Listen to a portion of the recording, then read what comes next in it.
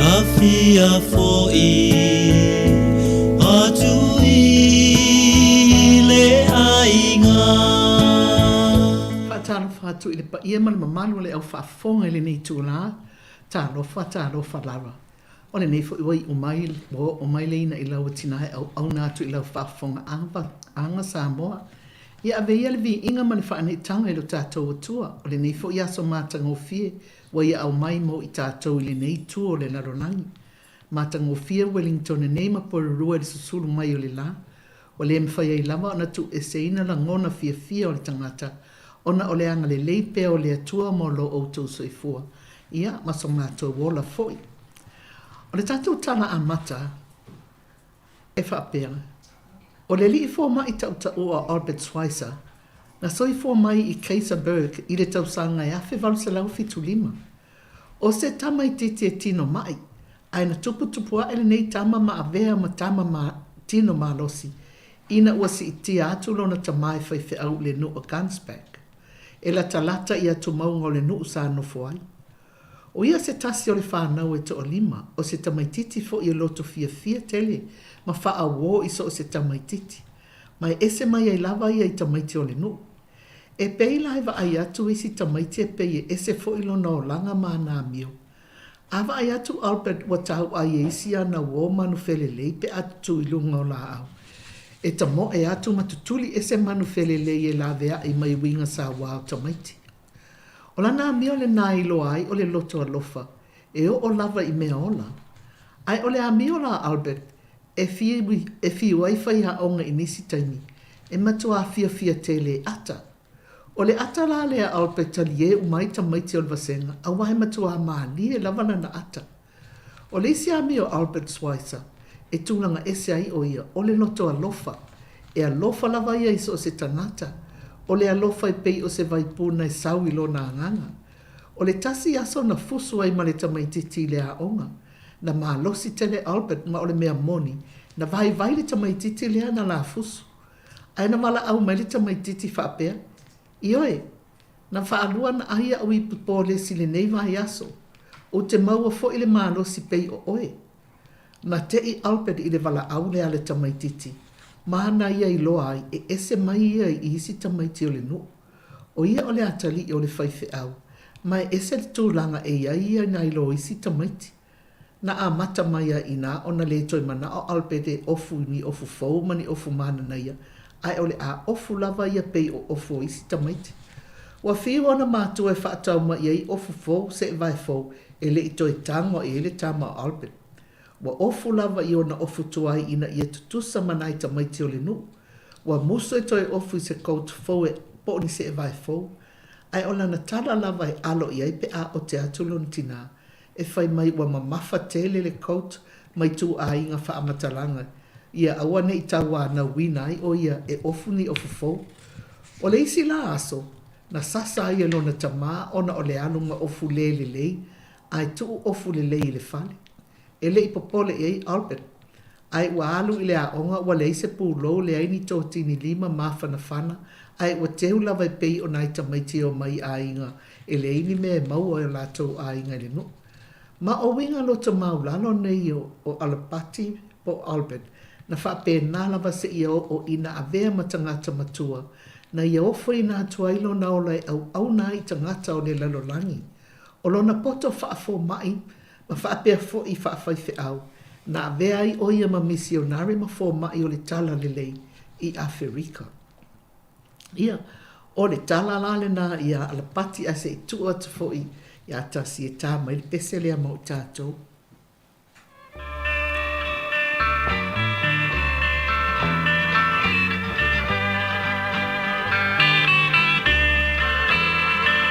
Alofa i o tua oi, au e malanga.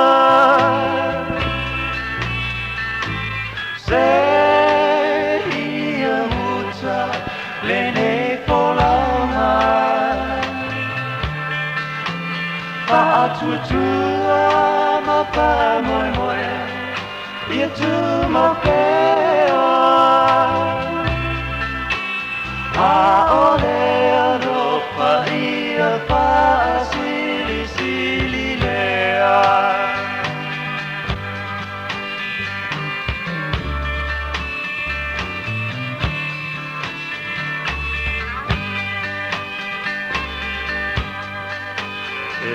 tautala i ngā ngana a angelu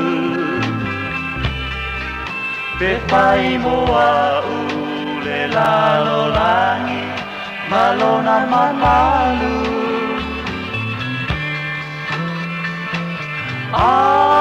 Aunoa malea lopa e le toiaunga u i poponga lo u whaaola Alofa i au tua oi au e malama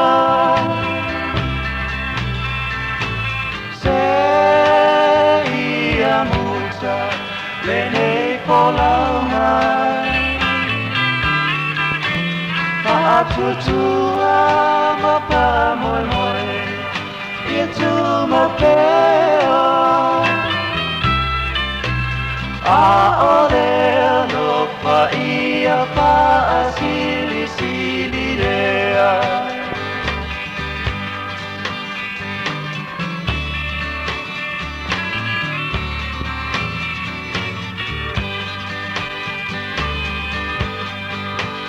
Pa'atua-tua pe asa bali i ala naua Pa'a moe moe e malutia oe i paingata Ia manatua o le alofa Ole alofa ua sili sili mea umana Alofa i au tua oi au e malama Se ia muta lene polauma Pa'atua-tua ma pa'a moi moi Ia tu mapea A ole alofa ia pa'a sili sili lea A ole alofa ia pa'a sili sili lea Ioe, mana ia le pese suliveta, fai mai a lofa i lau tua oi. Ia ese le mana ia le pese, e wha manatu mai lava ia i tātou, ina ia tātou ngaro lofa atu i stangata, pe lava o nā lofa le tangata ia te ia. Ia a oailana soifua mai le nei masina o Novema. Ia o le se fulu wha o Novema na soifua mai le li o Berenice Salesa, le alo ulu matua o le tuputama i tae me o malo Peritania, ma Berenice Filippo, na soifua mai le asafuru wha o Novema a feiv se lau wha valu. O le li i fo i leana no nofo ma Princess Diana, ia ai te i watia i ia Diana, teine la le lei, ia ai nofo a malana mana mea o levana iai o Camilla. O Tina Turner le tamaita i pese o na soifua mai fo i le asafuru wha o Novema le tasiva wha valu, ia o le Swiss ma le Amerika lo na tina, o le Switzerlandi lona tama ai Amerika lona tina ai Amerika lona tama na soifua mai fo i le asafuru wha o Novema i le tasiva wha valu. Ia o Sir Winston Leonard Spencer Churchill na soifua mai le asotolu se fulu o Novema le afe valu se lau fitus fulu wha ai na maliu le aso lua fulu wha o Januari afe iwa se lau ono lima i le iwa se fulu o na tausanga e manatua le lei lava le nei pale mia a Peritania a wa o ia lea na whea ngai ma le taua lona lua po le taua mua i ale lalolangi a o ia le nei na tū malosi nā laina lavea ina ia Peritania. O le aso tolu se fulu o Novema ia le nala lea na soifua mai Winston Leonard Spencer Churchill soifua mai le tolu se fulu o Novema i le afe wal se lau fitu wha. Ia pau nao i lātou ua mawhai o na mau atu atoa le ia I lātou lea na soifua mai nei asa o le masina o Novema. Ia ai, tari tonu fo ia nisi o le au whaafonga o lo whaafonga mai na utou soifua mai le neiva asa o Novema. Ia, o tau umana le la whaamanui atou o tau wasa soifua. Ia matua tu fo ia tasi e tā atu se pese mana ia lea ia e whaafia ai, ia a se pese mana ia le siva, sa ai, ia a se pese fo ia mana ia le whaafonga, ia whaalongolongo I upu mali o le pese, ia le la tātou le pese mo o tau.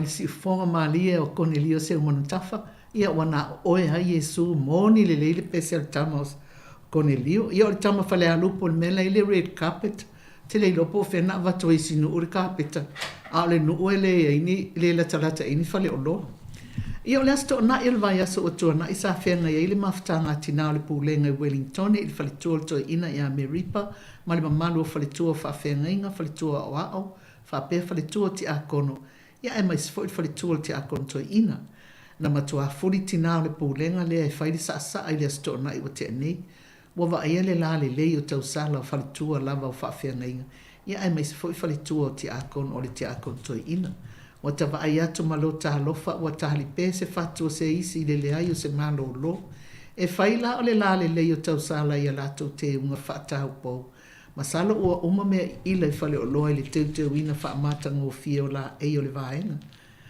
ta va ia to i le sa fia o tau sala ia ai o le tau alunga o le fale tua le to ina le tongi ina o lana ni fo o ti ta lo fai ai wa leva ona fia sa wa leva ona no fu to ton mo fale ta ruaile nei covid e o fo il fale tua ti akono to ina ia o ta va ia to o sa fia masalo na fa pere sa alfa na Israel riteni na sisiva fata amilo ai le povi auro a esto ina o mose i lunga o le maungai au mai tula fono se fulu ia malo tina fa aftai le maftanga tina i Hutt Valley i le tau maftanga matango fie ia e mai se fo o tau sala e kale sia taitasi wa o fa alongo i toi titi fo i toi faile isi tau sala ona ua manai a tele le sa a teine o Aotearoa moli ai fafta i tele il sunga le to ina mal falatua e mai se le maftanga tina o Hutt Valley i le alo ma le alo lofa i le maftanga tina o le pulenga ia ai mai se o le solina o le maota i tai me sa ai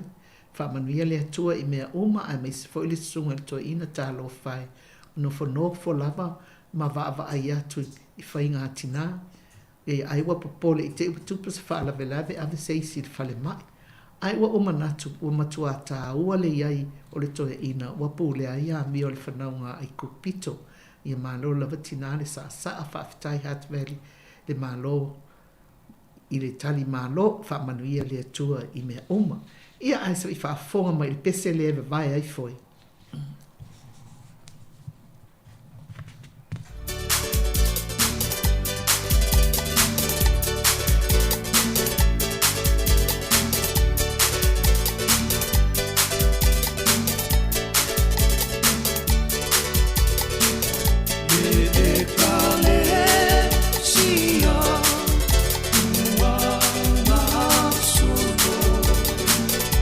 Immanuel.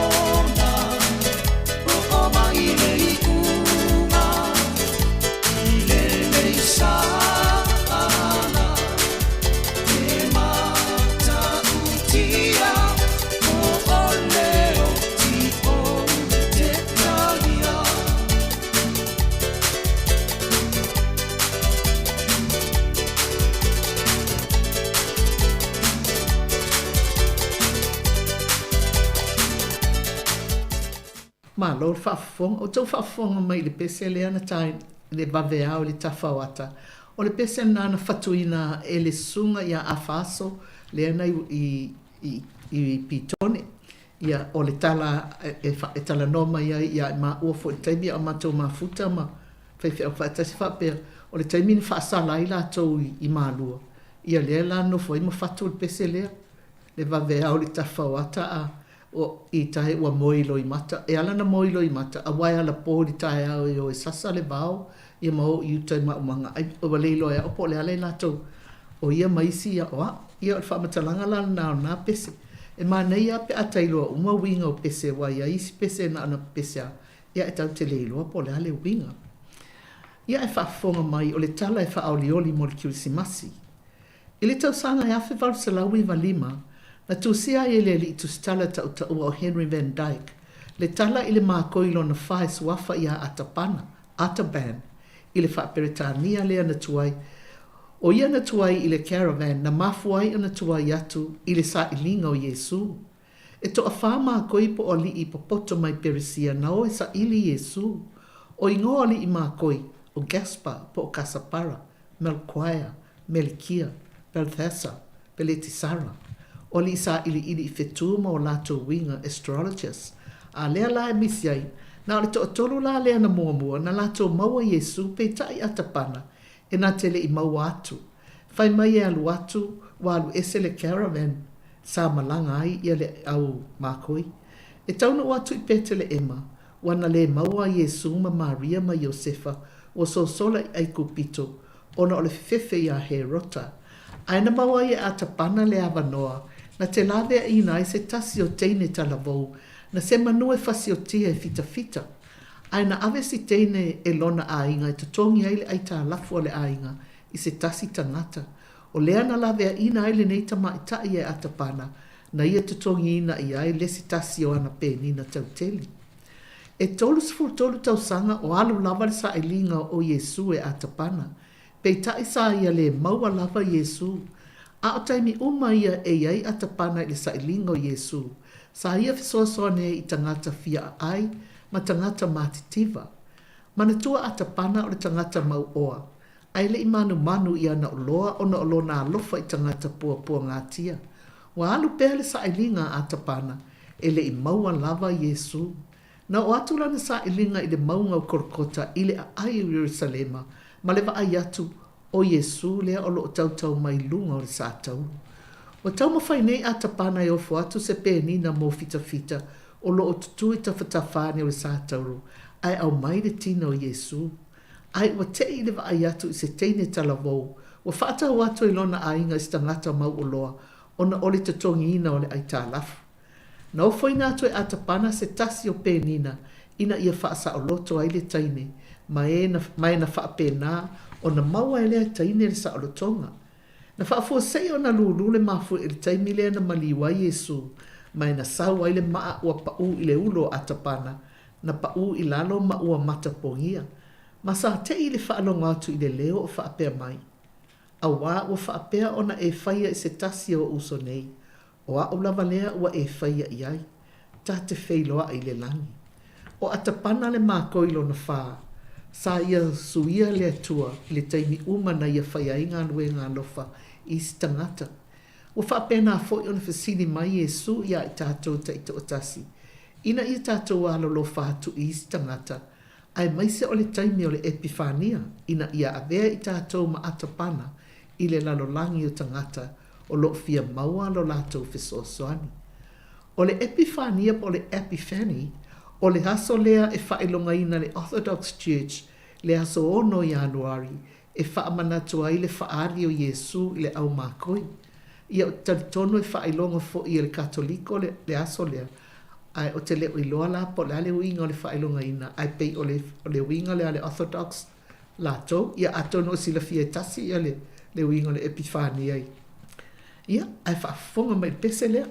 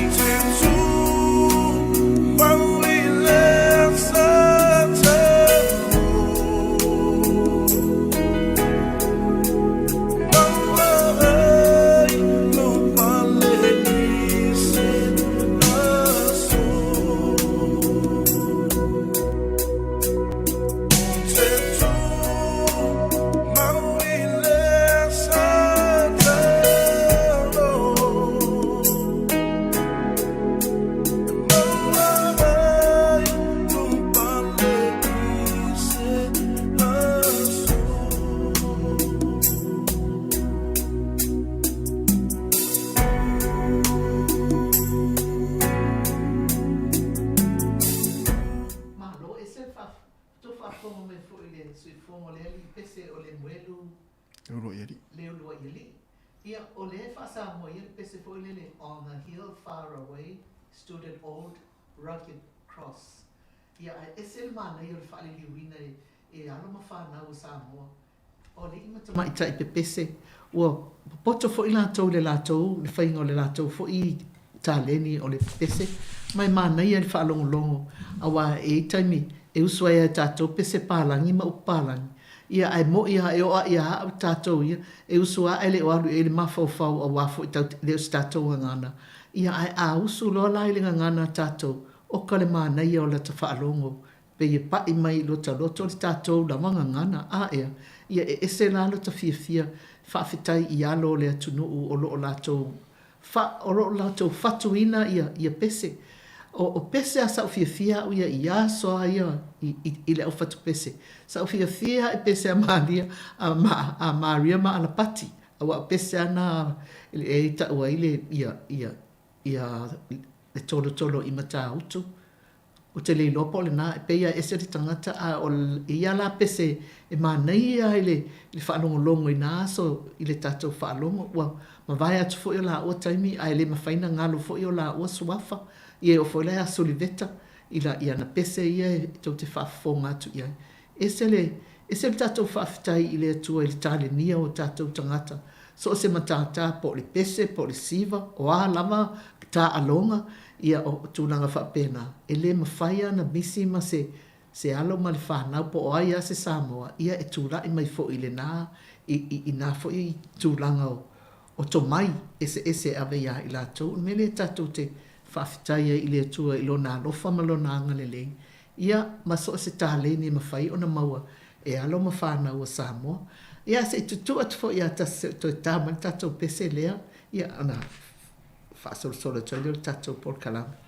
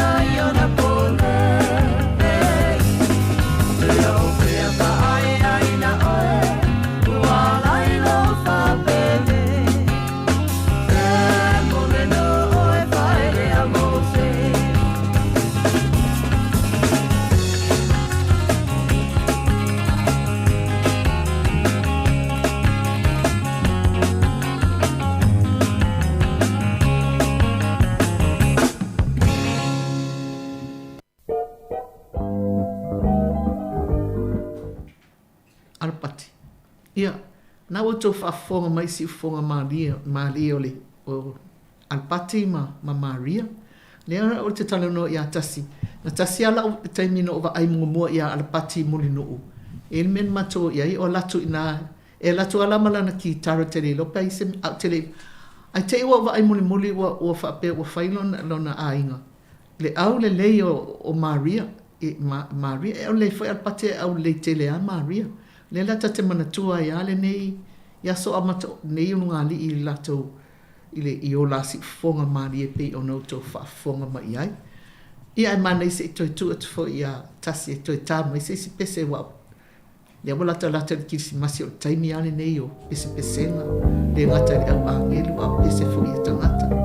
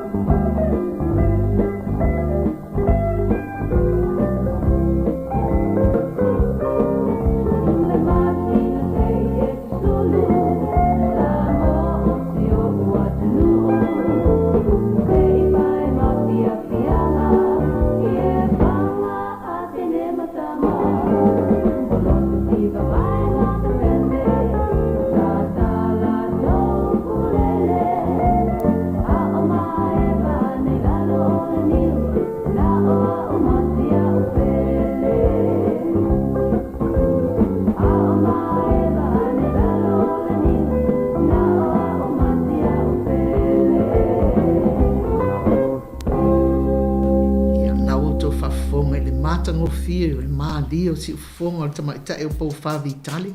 Ia o lona o. Ia se latu foi pese leo le. Kirisimasi wale wala talata le. Kirisimasi se i whaafonga pe iai.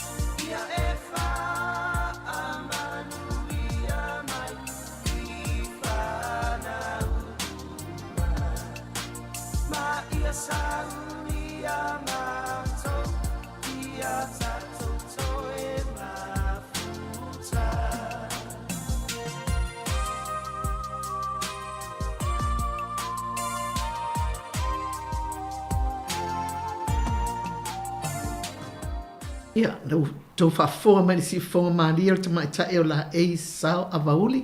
Ia le nai, e se le manei. O pese fo nai pe o le away in the manger, nau whasa moa. Ai ese le mana i o le whaasamoaina o tātou e ave fo i le whawhitai i alo ma whanau o le tunu uro lātou fo i tō mai. I nei pese ia awa ana le se anoa le tō tele le au pese ma le au whatu pese. Se manue le maalia lava ia tātou porkalame isi taimi pe ale ai pese pei o lātou e wha le leia maia. Ia a ua vai fo i le whaasoa mātou nei o mai e whai atu porkalame. Ia a ale saua pese maalia e o mai ai fo i le fia i o tau whina ngalo mau tātou loto. Ia awa o mai fo i le taimi ua ngata i le au nanga leina i lawa tina. O mori atu le whaafita i te le lava le mamalu le au whaafonga. Ia whaingalo inga pa ia le atunga mau lātou whalitua i so se whata whai taulanga. Ta māma tina mātutua. Ia o i lātou uma o loo whaia ngā luenga le lei. Ia e maise o le au tāpua i tutono a inga. A o i lātou e whea ngai ma ngā luenga. Ia au loo iai lava i lātou o loo tāpua i mai o tātou a inga. Ia e mori atu le whaafita i te le lava. Ia i le itu la ia o le a. Fo i le. Seu fo i le vaao whale alupo. Ia a ia manuia le mamalu o le au whaafonga. I le mafuta mai o le tātou tama. Soifua.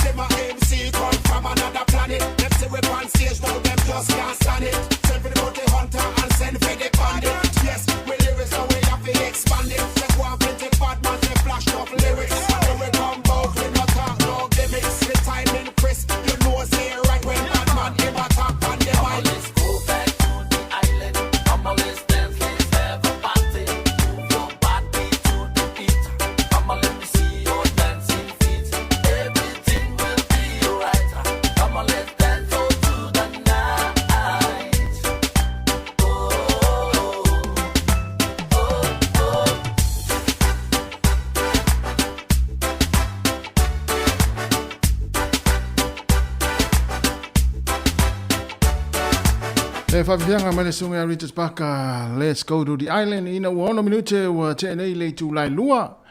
Le lei vainga le tautua le sifonga lau mua, ia toe whamalo atu, ma toe whaatala whatu le tātou o tinu.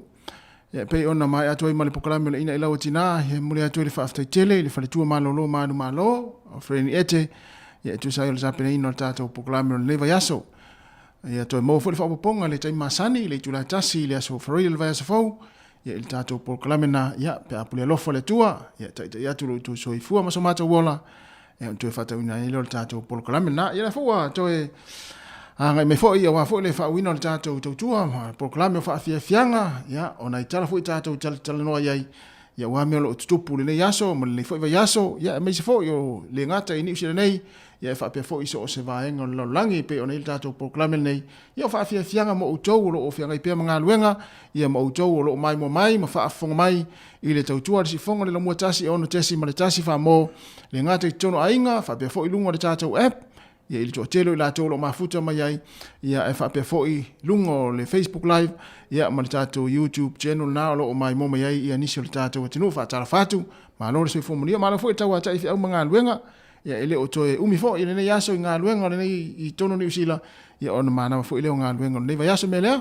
muni atu le wha malo, ma le wha malo si atu, ia, on sa ile o to ma fo yo mai ale o nga luenga ne yaso ia tu ua fo ile ia mga ma onga nei fa na ule tu la tolu ai na fa na tu pe lungo la wala ia ile pisi fo ia ele o asala fo ia se va yaso ma fa la tu pulunga la wala ia na o sa ngale mula fo fa mana tu atu nei taimi ia o fe wa ia to ile ngata i nga luenga i lungo la wala ia mo se fo ia fo fuanga ia i fa nga fa tau o fa ingo la yaso ia o tongi ngā pili, ia ma fuafuanga la wale tangata lawa ia, po fea lawa na e te pisi ai, ma wha mai ma wen pensini o ta wale.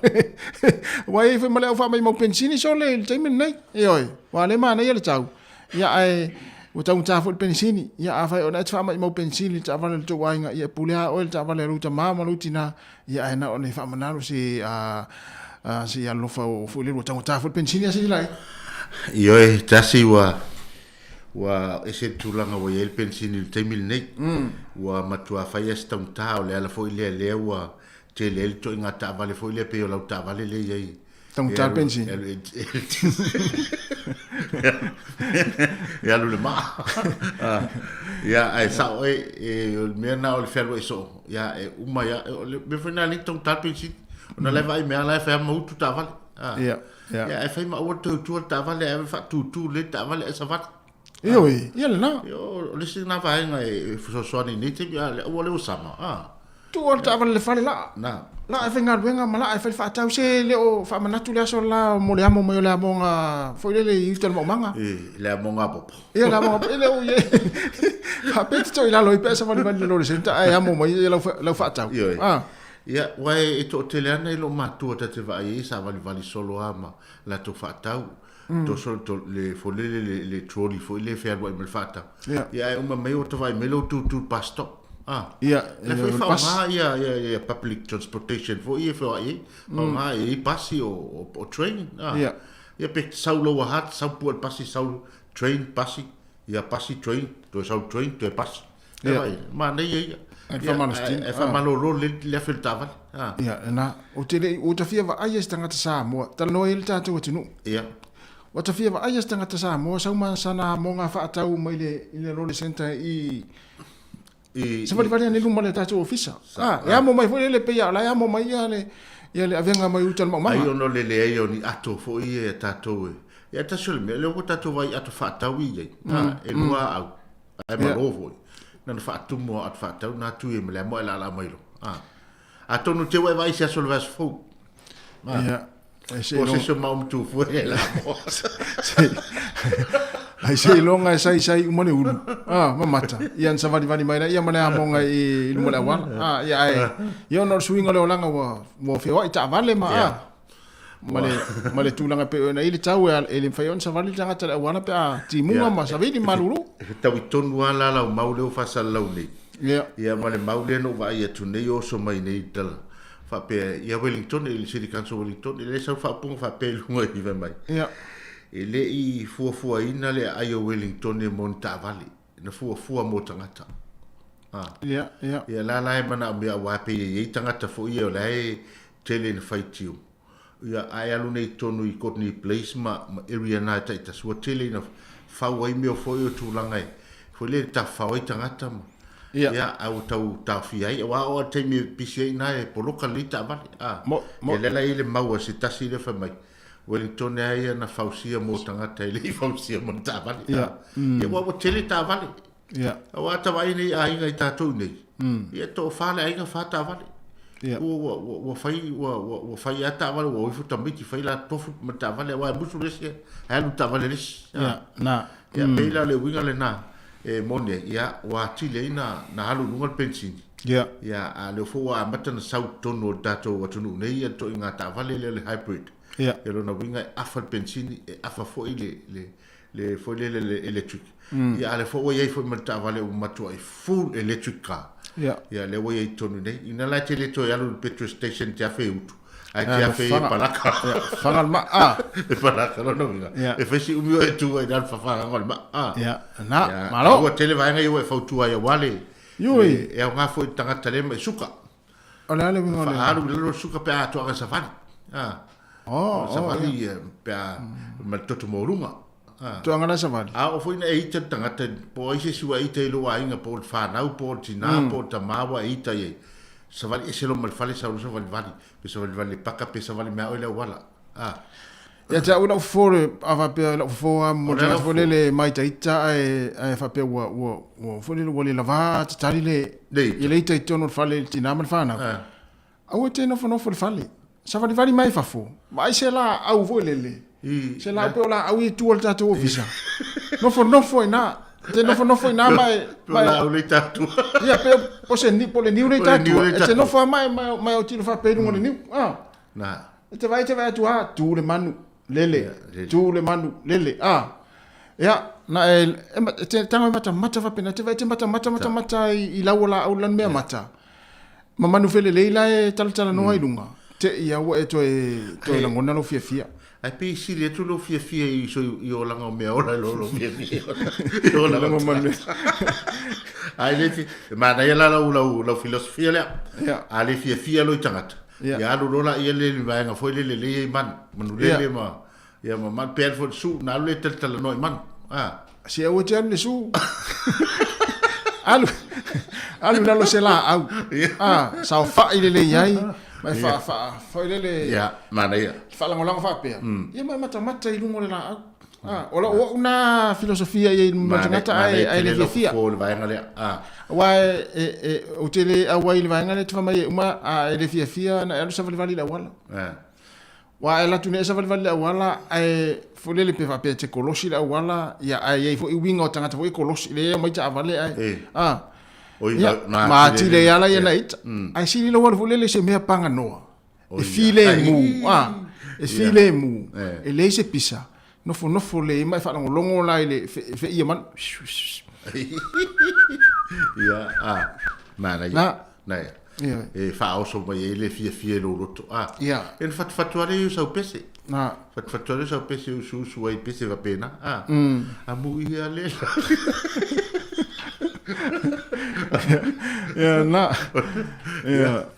pe nei vai na awor fa no ma wale nga fia ya wa fo le fa o ino nga do ngon le yaso ya fa pe fo i me to no le ma sanina tal no to fo le o lu fo nga martina ai nga porta ma ai nga le finga benga sa fai le ta ya ya e tau si ala na fai o te watu to sui o shopping center ia le tonu na fai fa pe lu tonu na fai to tongi uma le pili o le moli nei ia male elitise o ia le elitise ia polaris pilo le telefoni to tongi ai fa pe o la tu fo sui lo ma fo ia vili o tamara inga pe taxi ai ia le wa sui ta po kala melen fa na le la ta tier pili le ai si fa fai mele taun fai mo ta wol so tai ma ta ai ava ai fo ia tele fo tina o la to lo i to mai il fa se no tupe e alwa ia pule ai il fengo tupe ma il fengo pili ma tu la tina se wala mala ai tu lo tava i se me fo lo fali e se me fo o so mai tina se fa mo le lava o vali se fa ta uni si vali va so le ya ma lo fa tai ta to o fia le la tanta to pese le ya o le os fulon minuto o te anele tu la lua para ya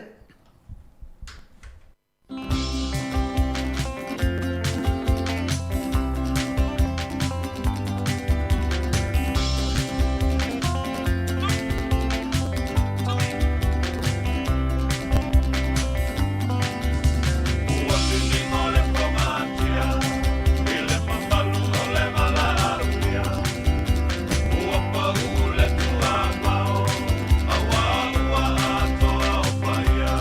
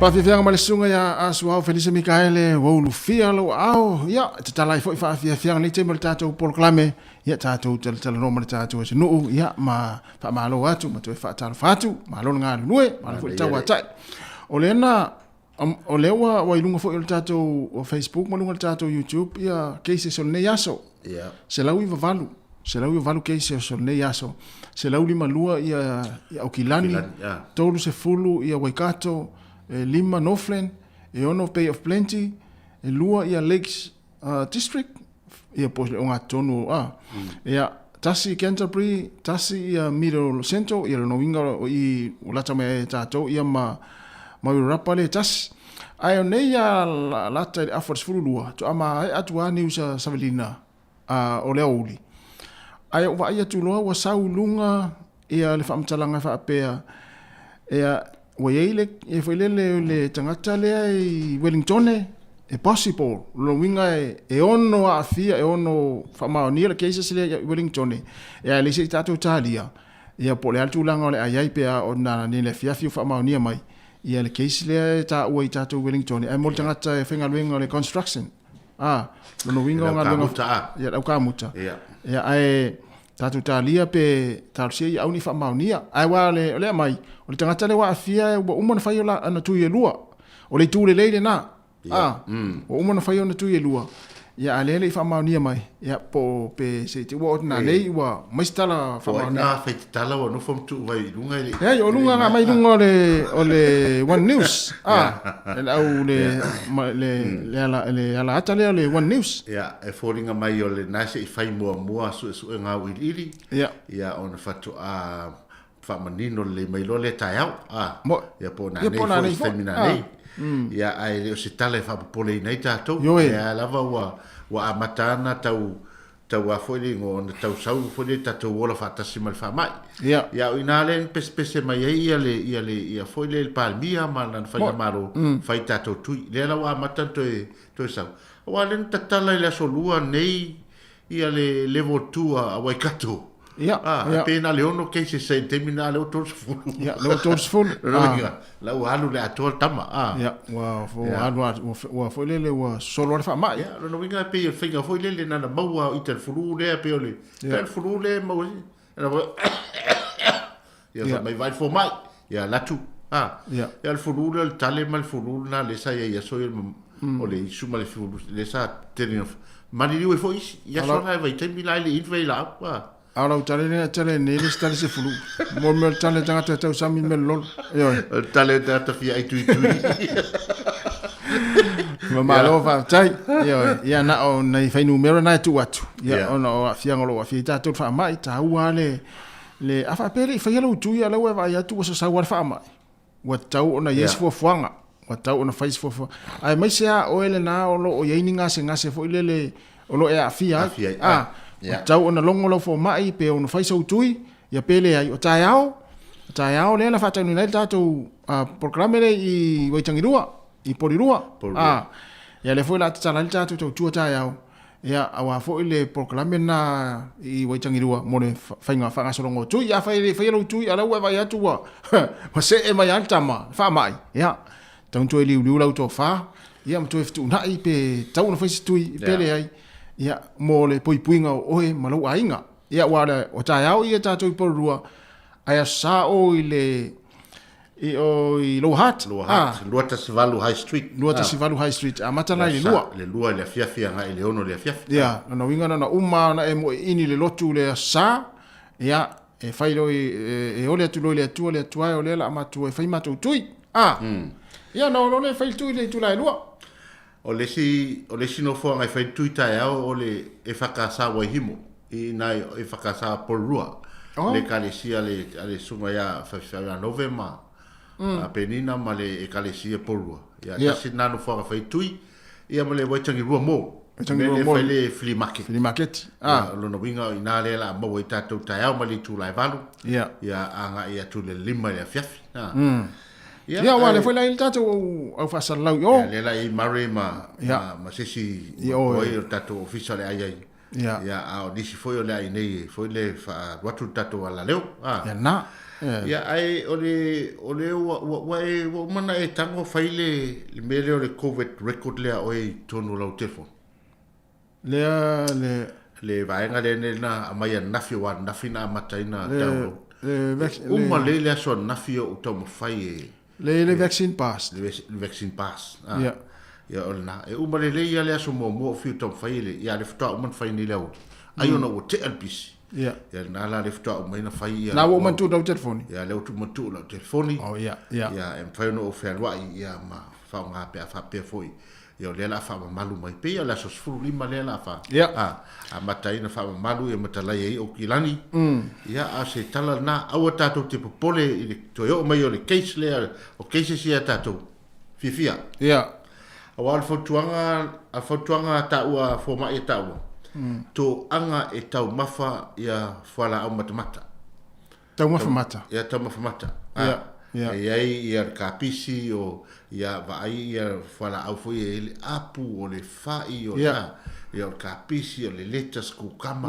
ia o le capsicum fala au na ia mari hygiene o le tu mama ai tono ainga ma fulu lima ia vai ngam fa pena wa so swani ia fala au nga tau mafa mata ia e malo se le immune system o tanga te e to fa ma ia ona tatu fia lea e o fatasi mal malo si angal tui le ia fit tatou le tio vai atu so au fa ipula ta ilua ile aso male aso me ngai fa ipula kuka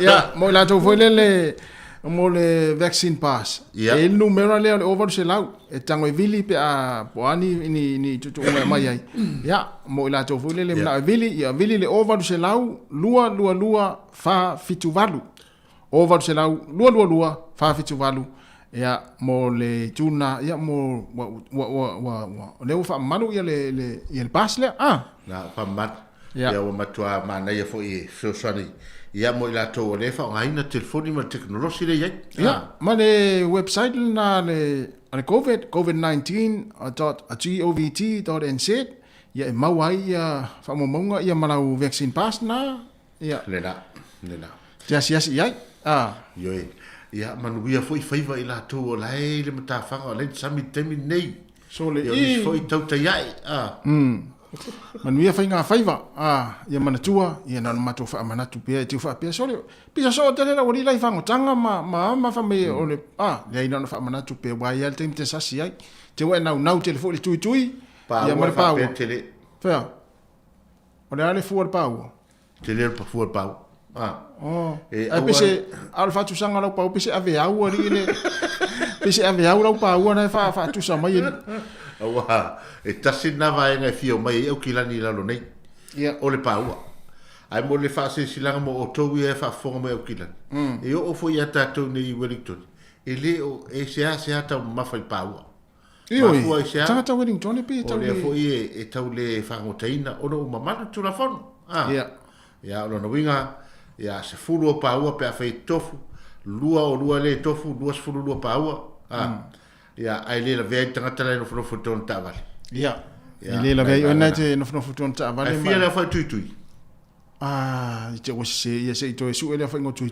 limas fu tui ia ia ole le vona snepa e lima fitu snepa tangata ia snepa ngata snepa wale na mo ria lisi wali to lima ile au kilani version tene ela alu fango tanga wali e mai la to snepa e la to iva to titi bla men fale le se la we o pere mi sit fai tauri e se iva o le telo ia e la no vile anta sais ia le to solva io mai morva ia na a fa tau ia snepa na la role a to se luafi ia o le va ale otos ia Lopes Fulmo tu pu fa tau le va ale otos ia na fai te tato ave mo mod ia na ale se fu mod o le o le mod ia ai tu na mata to ia tu la fono ale fenga faiva ia au pe on tato sta ia le la tar pe se le lo afaton le tu la lua si fonga la mua man fa fianga se flo le Jamie o le pese o le lo famoni ia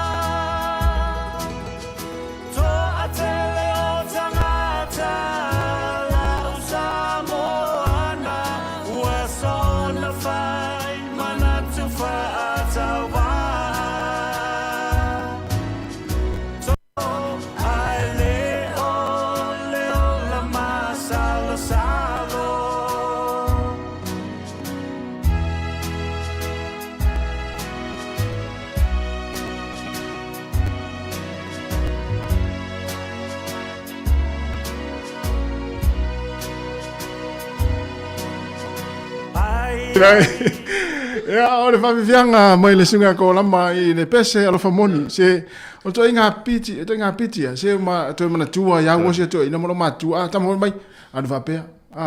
Ya adu whapea. E si rou lele, tamala na e vuilele, ele... Wa tal pese, o le winga na wa ta siva.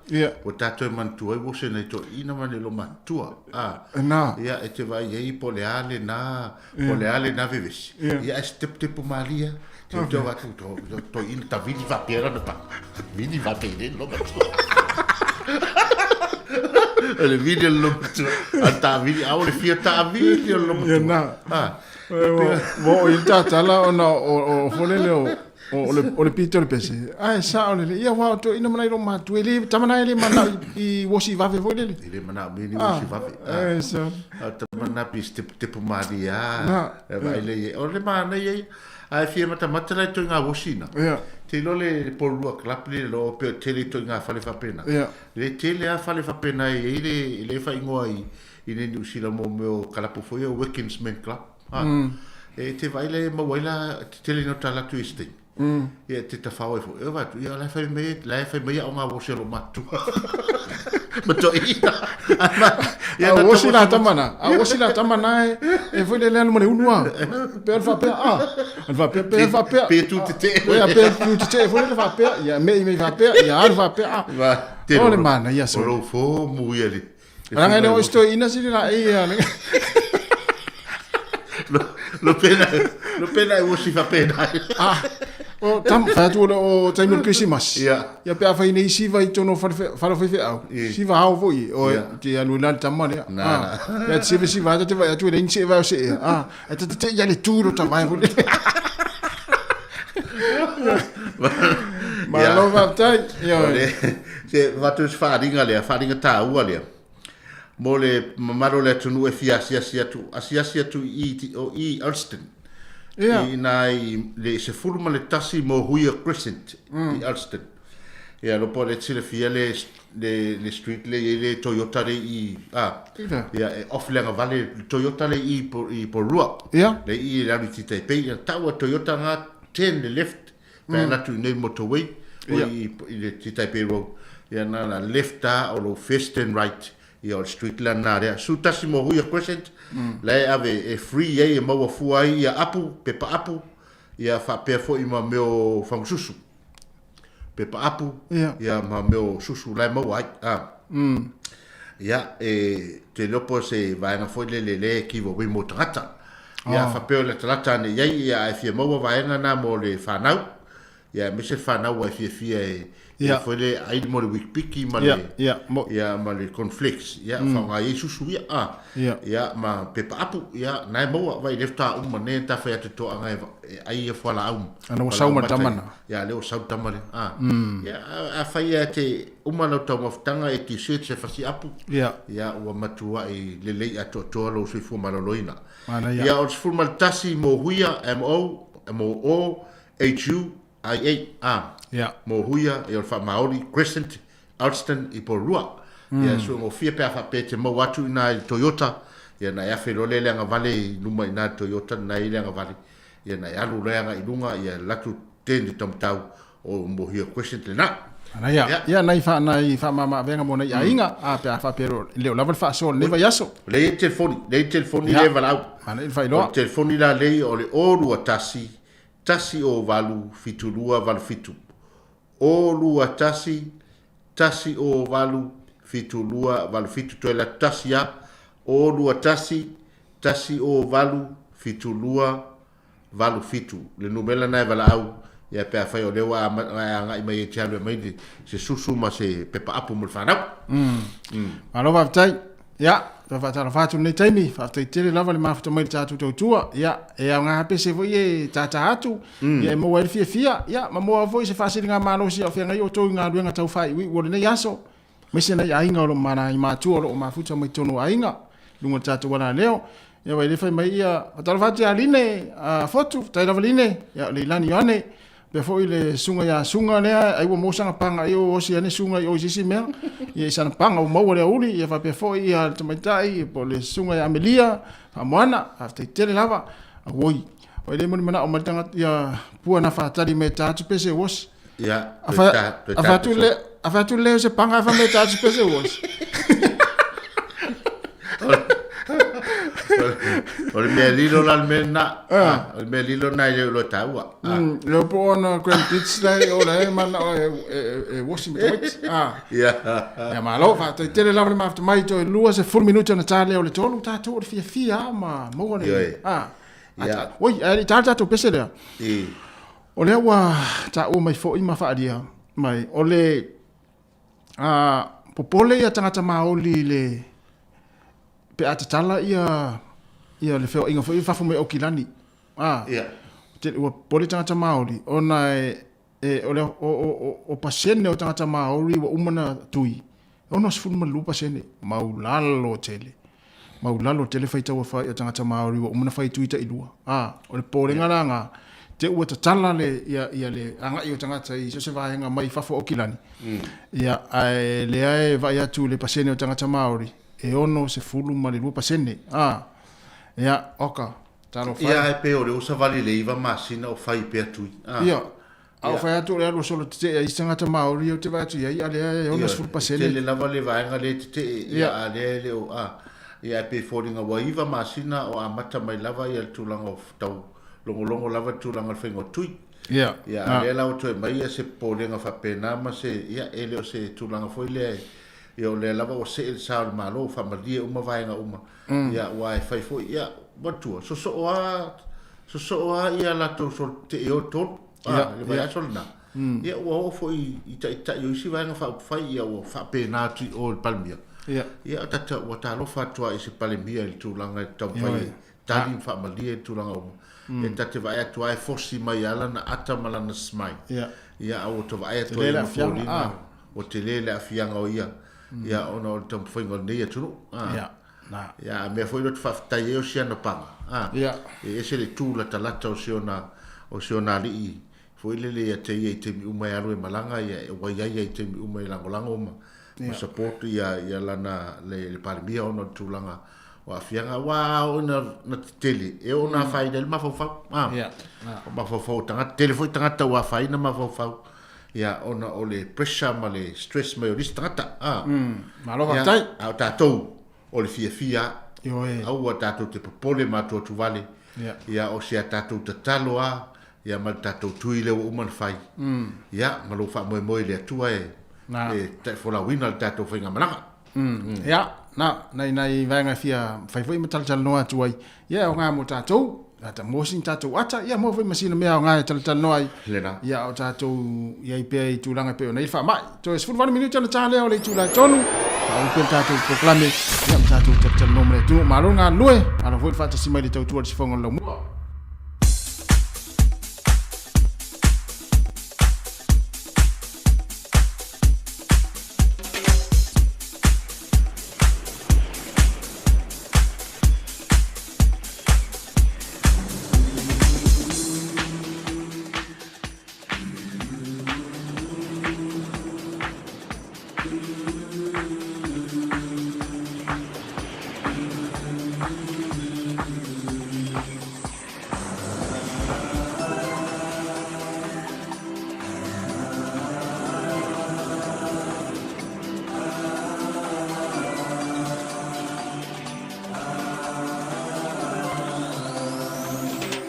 The rivers of Babylon, there we sat down, there we wept, when we remembered Zion. By the rivers of Babylon, there we sat down, there we wept, when we remembered Zion.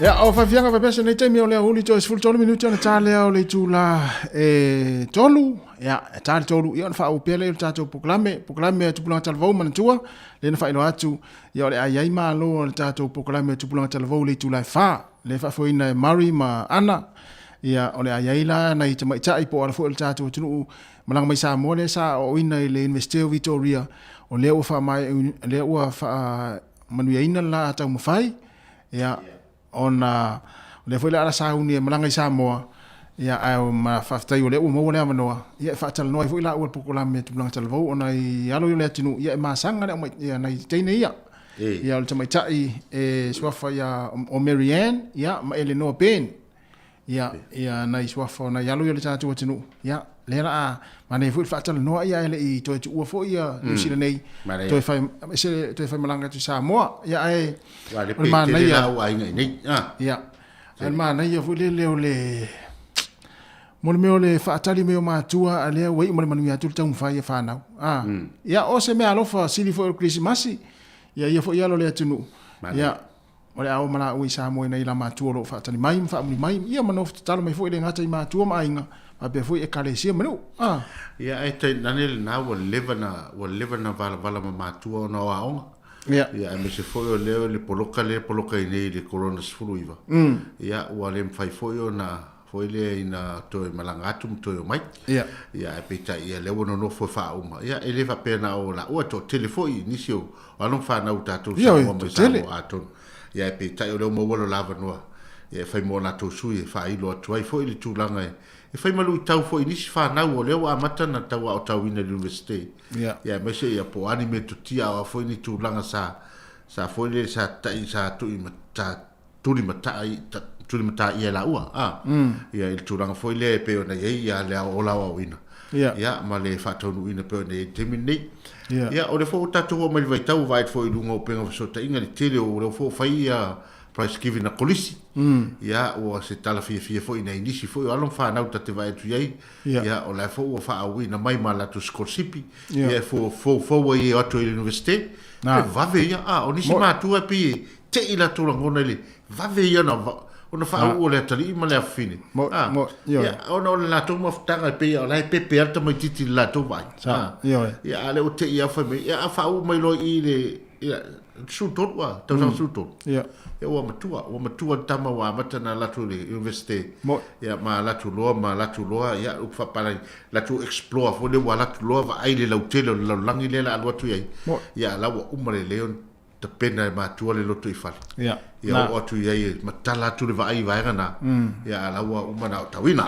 ia awala ne imisia ia le programe na tupulanga talvo le tula fa nei ia mo na tatu malona ia mai mo ma yai ma fa fonga ma yai ia wa le foi pe te u fai lo ia la fio anga ia wa fa pe o isi le lai te o ta watu e nei tamai tai o la o fa la lupo ia le mato e fia toa o so le watu pa wa ne ona i tamai ti o tu ia o to nu lunga ia wa tau ave ese le fia fa no ngale fai fa ia ta o mai e fa le po o tenga me va pe ia le ufo le tinu fia fa le ali fu ia ia na ia tatu mai loi vai tele fa pene e ta o le fio anga male nui to ia ola o tato umana wa te loa fa pe o la tu te fa tali mai o to le o to fa longo mai o lo wai umale manu ia tu lo tau fai vo le university te le lo pras to fa longo mai o tatu nu o le o fai wina tu lo tau fai o le master le o fa o tu e te va ai e mo e se le fa manatu le o luma e se fa manatu le o manga e se fa manatu le o lotu e fai o vai na ses lotu fa mana lotu fa mana ale to fa tali tu lo to fa pe mai wa fe la solta o fo mai o fai lo tas ale o le o luma i te unga voi ta fili lo niu ma fa capita mu ma fora capita mu ia e la o ta pena mai ana ia le ainga foi le fa pe le fa mai le o luma le ai o tama sa i fa komiti ia fa mai la tu ma fa mai ai O mai te uri fale lea le ulotu e fale le sautama sau iai. Ia na, te matoi tau mi mita. E alu atu o lea watu whailonga maurunga, e atu o le whalakomiti. Se whalalanga le whai o le mi mita lo matua. Hapea, mai ia I whalakomiti, o ia na nini ei po o le lina. O ia na nini ei papala o le ia le ianu. Ia e fefe sau nei tama pes palangi. Na, ta fefe stofu ta ngisi te mi o watu ya. Ya, na. E wa tupu mana tu na fa pena pe ma pe tu fa longo mai o le fa o tu ia le mon me le master nei. Na. Ia no tom fat. Te mina le fa tu o fefe au le wo tal pa te le o masa. Wa. Ansole. La me la tai fu pa te. Ni sa. Tu ala le sa ya o fefe au o. La nga via. Ya na mitanga ona I mafo fonga fa. Ya na tupu pea. Po ai alta mai titi voi le e fa e ina fa manuia e le ngata ina fia matua. Fia ainga na tele. Fia le nu. Ya. Ma fia na fa. Fia ma fa. Ya wa pe fa au sa fe le lotu mo tapo ia le al faivo le o mai nei. Ya. Na fa se lotu fa ya e de yo ya pa te le museli fo ya. No ai la tu fa wa pe se o tali ile la alu mai pa te le ai. Fiu e tale lotu le.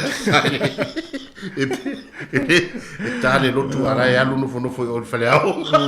Ya. Ma no va tai ya ma dar va tu hans ta sile tangata na pati fo le ainga la tu fi anga sa mo. Hans ni mai ava. Alo tu man fai longa. Yo. To yo mi tana tale o fa. So le vai le wo fa. To yo mi tana tale o le tonu. To tu ne si fonga la mo. Vai. Longo fia tangata e ni la to fai longa. Le vole le tarie mai. Ma lo fa tai. To tu ne si fonga la mo. Lo mata fa va. Si ta tu fa no mo ko pese le area.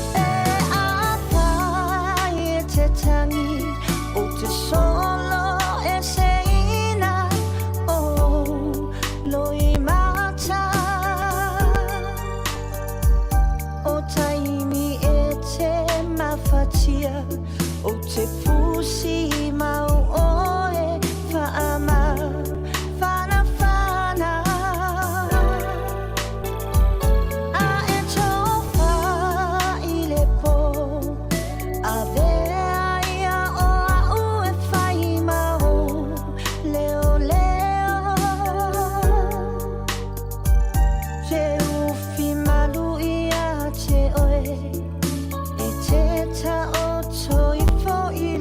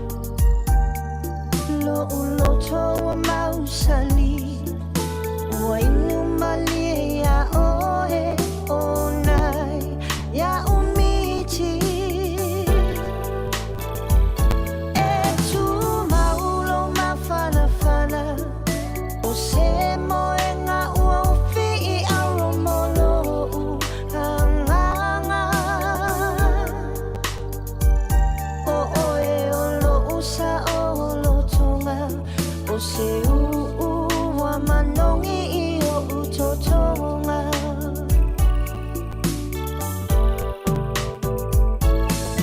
A e sautia I le sau E tatala tulo fatu e fai mau I e afu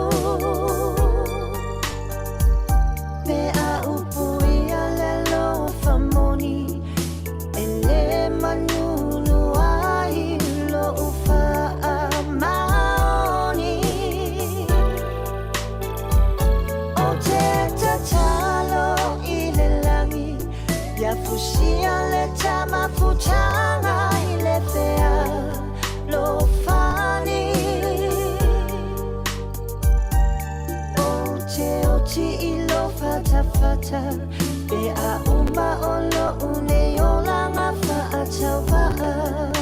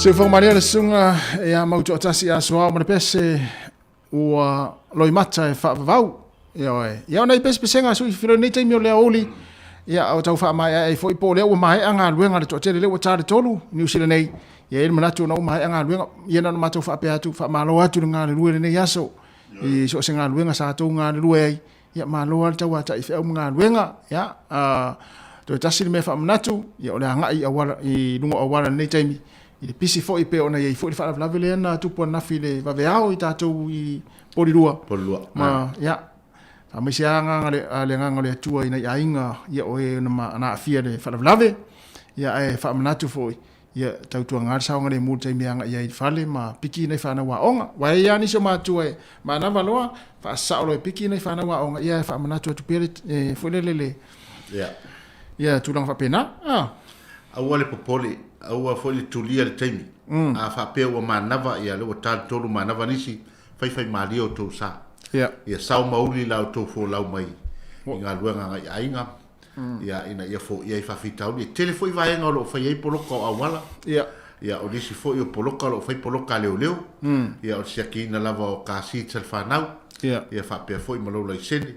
Ia Elena Wellington o lua o yo o kilani o fea lava le pitonu o lo fena mo mai tat fasa longa te tonu nei usila ia o matu o lalo na nei o uni fai mali o mana ia tau o fo titi le ro mai fa pe sau ave fa na ia onga to penis fuanga ai on mata fanga ia una pele tu lete e umi ale fiafi umi ma fa atas ia me se fo iso se vanga lo langi le to te ma futa mai ai ile feo inga fo ilunga wala ia si o tunu o ka se te le o wala ia me se America mai se tunu te fa pena ia to ma sania pa wale fa manatu na sa ngale mo ta to ta to wanga tu fo fa inga va yaso ia mai se fo ia o langa ia tu le masina fo ai to va tu ale fasilanga le sila ile na a mai le stai mo fano ia mo la to fo ia ta to ni porua ia o lo ava noa maua ia vaenga ia pe o susu ia maua fua ia susu ia ma apu ia ma apu ia na maua susu ma apu ia ile address le po le tu si le se fulu manetasi mo huia road crescent ia alsen poridua ia vilila ia yo le wa no le nei ia maua fua ia vilila numero lea o le olu atasi fa mawana ilalo olu atasi tasi o valu fitu lua valu fitu olu atasi tasi o valu fitu lua valu fitu ia vili ai ia o le wa fai foi ona mo foi sinafso soani mo na yo tatu ainga ia awa foi ia pe afa pe ole lava le fa so vai aso ia na mo na ina so soani ia mai nei foi tanga taulo o fia so soani atu mo tatu tunu ia so se va tanga foi fia mo mi so soani tatu nei porua ia ya nai vai na te wai te o mo fu mai nai na susu mo apu oka ya vidi telefoni ya mafaile ya olena fa sala wa tulungo tatu li George fonga la mo ya sinafo ya Samaria ngalei woni ngalo ya te famana te tatu tui ya ina le wahimo ina e faka sapo rua sumo ya nove male kalisia ya fa pe foi ya luma te isi folava ya le waitangi lua mo le flea market o fa ya tatu tui la so tayao a le aso sala vaia lua tasivalu high street i Lower Hutt va lua ia le foi le Pacific House Service a Hutt Valley ia fa pe foi ia male kalisia katoliko ia o lato foi le va lua tu langa fa mo tuino le tui ana ia le wa tolu wa 5 minutos te nei le tolu ia pe vai atu sila ile fa ilo mai le au le tatu manu sa moa ia se ilo mai ia mo le talonga le mo le parents ta alu le solufu fitu lo no winga o le vai aso fou ia le fa ilo mai ia le squad pole au ia ila to foi wa vanoa ta alu mo le tatu au man sa moa ia ila to la nei o afa ese titi a mosa ia mai vai lele fasto o AJ ala timu yo avao ma sara ilua so le vai lele o mai mato nu usole o avao ma sara ilua ia o aki se yuli yo pata falla tai masapunawa Alexander Luatua o sale imoa o aviata silango sale lesim solo Benjamin Nene o lalomanu ma sale satele o Elijah Nico tafitoala ma lafua o J Taulangi sale imoa ma matatufu o Tio Tekori o Vailele ma sau o John Ulungia sale imoa ma faleula Matthew Luamanu o Siumu Michael Lalatoa o Fasto Uta ma pia o Mikaele Tapili o Leul Moenga Tuai ma falefa Nitro Hunt o Vailoa ma satu yatua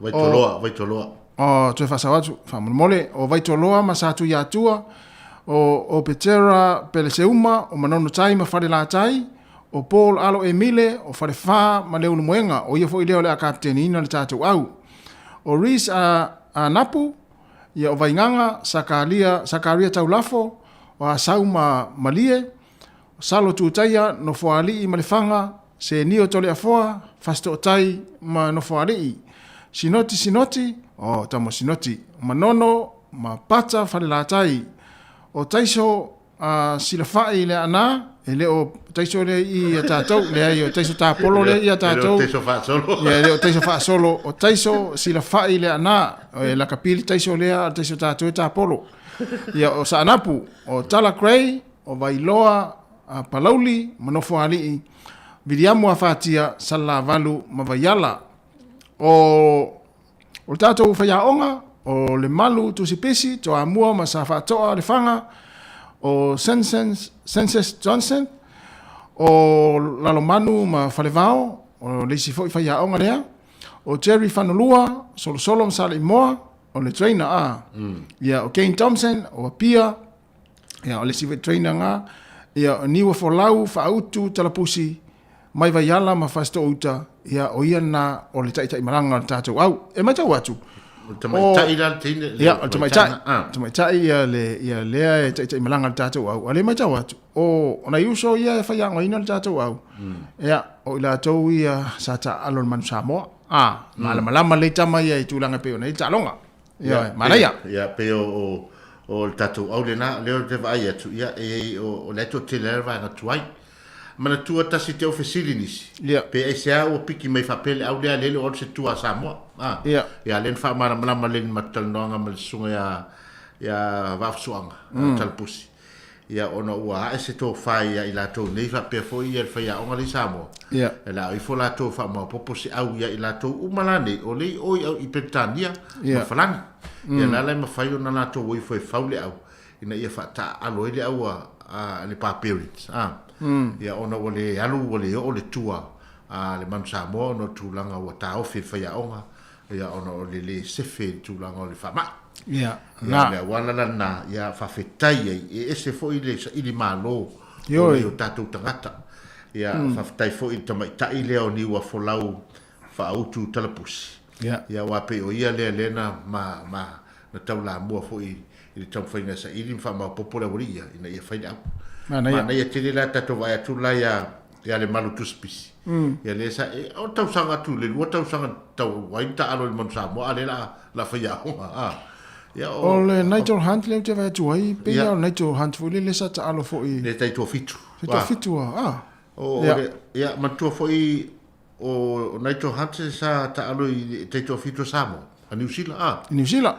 Ya o te loa o ai longa. Ya si tato vai pe po pe sa po ya au fano noa so le ta ua ma to no tama le o HL timu so no inga e tele atu na pito ava o le yo tama le sa fa failele mai o na pito ava ma to no ya foi fa maru foi lo suma ya tai muni foi le to fa longo le tato lisina ya o tama nai a mata ya afa set afa STT amosa ya o pero lena e luo ma vai na fa sto tai fa sto uta tamala na o afa ese titi ya mosa o fa sto tai mana ya ne te ua fa pe mai foi lisi a meua o tale hei mas fa le lupo sa o vai atu dato aule la ngai le mas fa le lupo a se ta fa le lupo ta alo tupe sa alo ya o se yuli sa le sa se yuli le o yenga o le coordinator events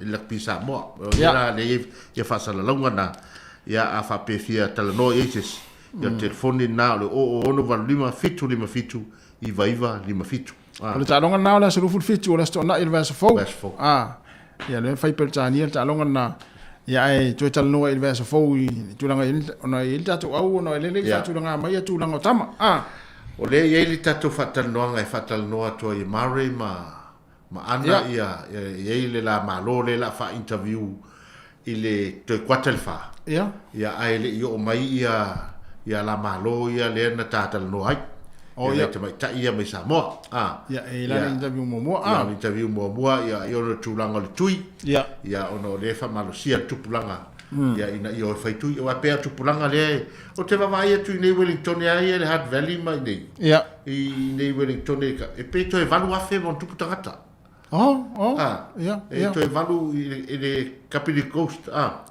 e ko e valu afe mon tuputangata le toi lo no winga na afa pe o mai le valu afe na tai au e tawana uma tai au la tutui e o atu la so se fulu limo tesema o fai fo la tutui lo na rua o atu kisimas o free e na tatu por rua man tu le felta vanga tatu por no mal por no o yo festava po ai mo una leva su pasene ya mana ya tatu tatu mo tu ita yao ya na mana ya futon minuto ja ne tolu tatu pesere ya after tele la vale tu no mai mo mai mal tu mal tatu tua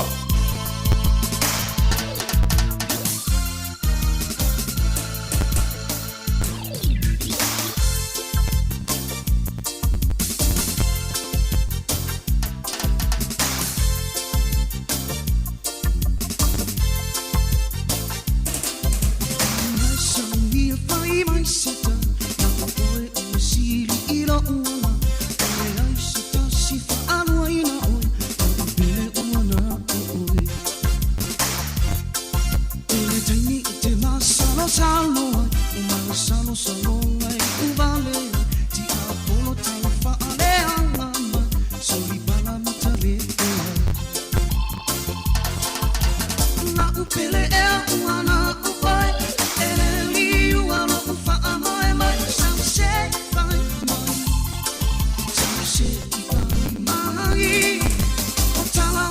Toi fa tu datu pese na e datu val au le tong fai mai po se poloka ya taro val au. Tarofa. Tarofa, kasi. Tudelai. Ya. Oi. Taro fa E fa mo wa fala be aku. Mo vai rupe inga lua sa wanga ngai fa ke skila au. Ai o wa ba ku kere lo ma fo faul. Ko fa sal longa le na sa fa mo po ko nga susu ngai mo yo. Oi o le mele fa sal le piki le mo fu el susu mo le apu. Suspovi. Ia le mo fa ko le susu ngai ma e polea. Polar ko nga susu. Ala le mafu anga UFC le tu nga susu. Ei se fo le Ya Maka dia susu fa le ma wa ma ko isa mo ko la ka ngo yo ole en camion. Oh. Olha, tu sai tosi a mta fa. Le mela nga le nga. Ya. Le nga ko ma wa po ku ainga nga. Olha en cambio. Io. O te loa. O tai so ala ye susu le mo mai I mo wi ko se. Ya. Susu nga a fa punga ma ko e. Ma ba se lo pakka fa nga I un susu la ko. Oh.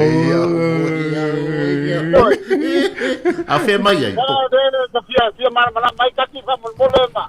Ya. Ya ma si leo ke ti so aku ai. Ya. Nga la fa lo ma la wa medica fa mo mo. Ya. Ya. La fa fonga ma la medica ndera fa mai awala ke kele ma a. Ya. Ya. Kundale ka kwanga. Ya mankua o e ka pe ave e langa freeway o e se motorway o. Ya. Si umio nga speaker ngo. Pero ya. Ya wa va. Pela nga fa ko e fole ke fa pero wa medica ko te rola ko awala. Ya.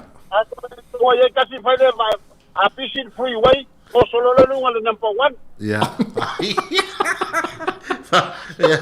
Ai molo si le fia o le susu lai mawai o. Ya o le to inga susu ana o le enka mio ngai te le sa tau se. Na we mo tonu ma ya. Mo tonu wa. Na we mo tonu ma le to inga susu le te mana o yai. La e ai na la ku sa o no ya. I a fe. Pa fa kai o le top mio fa o top blue foi le New Zealand. Olha. Pate ka ikol top blue ma le green blue ni kita na. Nga fa nga luenga le kampani susu kamaro. To inga susu fo le no mo fu ya so na. Ele o. Ke do le ki la ai makas. Ele o mawai tasi le. Ya. Ya. Kasi ke do me le ya o lua. Ya. Masa lo salo ka ka ya ngangule wa ku le fa ku ko e. Le ai o le ba o le o tasi. O le I se fa le tonu o tasi. O fa fetai o le ua e ta ua mai ia ingo fa susu. Le fa to ai lo e tasi se ngole o le ingo susu. Wa. Ya. E wa pa wan mele ia ma to fa susu. Wa. Ya. Ela nga afata. Ya. Nga lai o kukas o ma ko mu kuka wa kuka fa wa ya le o nga Ta fa. O ma fu anga lo fia le o ia tasi me o wa sa o le sa fa nga ya tu. Ana se vitamini tono susu le fu lo fia ia. Mangkua langa o susu nga le o fa kula nga. O lai ai le me ola ku lo fo le po vi de bao ai le fanga ai a. Ya. Ana mo wa lo la nga le en cambio Wai ko ar pakka nga ba lo le fa nga ma ko e wa fa pakka fa la wa le ba ya so me le ba ya Oh. ai mu la le susu ku sa nga la wa mai ngal proteins fo de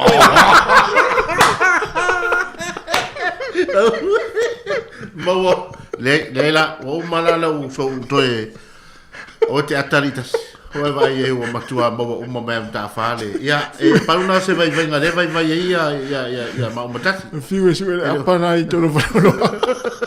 ya na pa nga ko wala ba nga ke mo mo ses Ma tu ta fa. Mo tonu e mta fa ia le sa o le to inga susu le mo o. O enka mil. ele ta alo se si e le tu langa le si le fio mta fa I me yo ai mai se mo meo to inga product e mo mai meo o mo meo man palang fa to su nga tanga tam ta fa so le mau le mta fa ia vao vo ia le ai po se tulo le lai mau mai ia le mo meo le vao lan me mata le ai el protein po le vitamini le me mta fa protein ia vai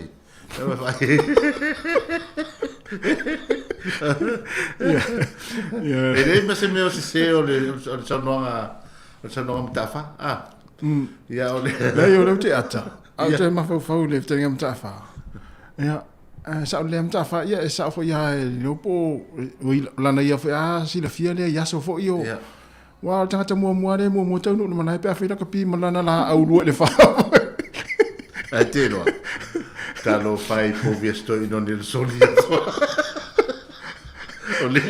ole inu susuaia ole inu susuaia fa me te mano fa pa tai fa le pakka mo ina Mano tai ya mo vi fiel ne ya uli mane fe fia spuri minuti o te nei tolu ma pesele fa o to pesele ya lo volto mano e pikini na anka mia se lima ya o i protein tolu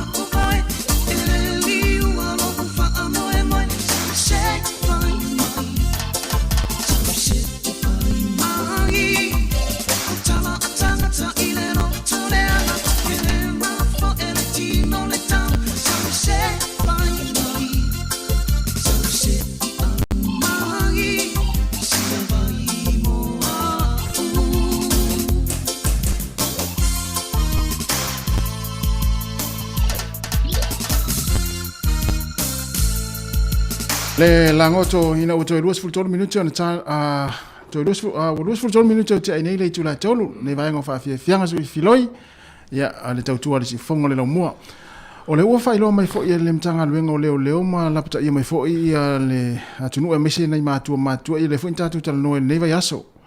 Tulang fo le tau whaavalea i lungo penga te whailangi e nga o ia i tupe le toa telo le atunu. Ia le whai tau wafe maafe nisi o tupe ia na nisi fo ainga ia na le iloloa ona o tangata fo ia vile atu telefoni ma whaasese nei mātua ma.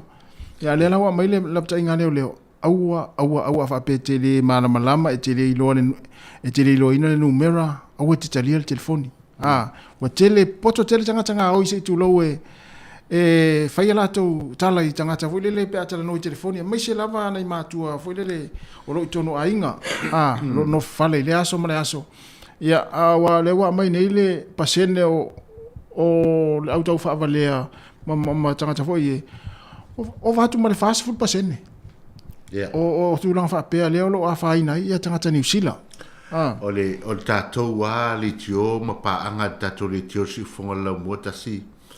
Ua matua i malama le le tūlanga i peo nei. Mta upulu e tala noa. A mo nisi o le whato a fau mai. Lungolta. Le lava yo o lungo tātou Facebook live le ye. Le ai au tau whavalea leo mai e lunga. Ia o le toi whamanatu o toi whamanatu tua. Ia o le lava a mai rapata i ngā leo wae. Ia o fea asuru whaita ngata pia o ina avela tutu. O anana mawaro lima waro tupe o e te whiu te su. E o ali bank. Tera tu bank mai ia elise me whai ia ilanga dese. Ia ese tu mai se. Ia o atu leo. Ia ai ono le tato whatama. Fau. O ia na sau a telefoni. Whai mai o le ia ilau.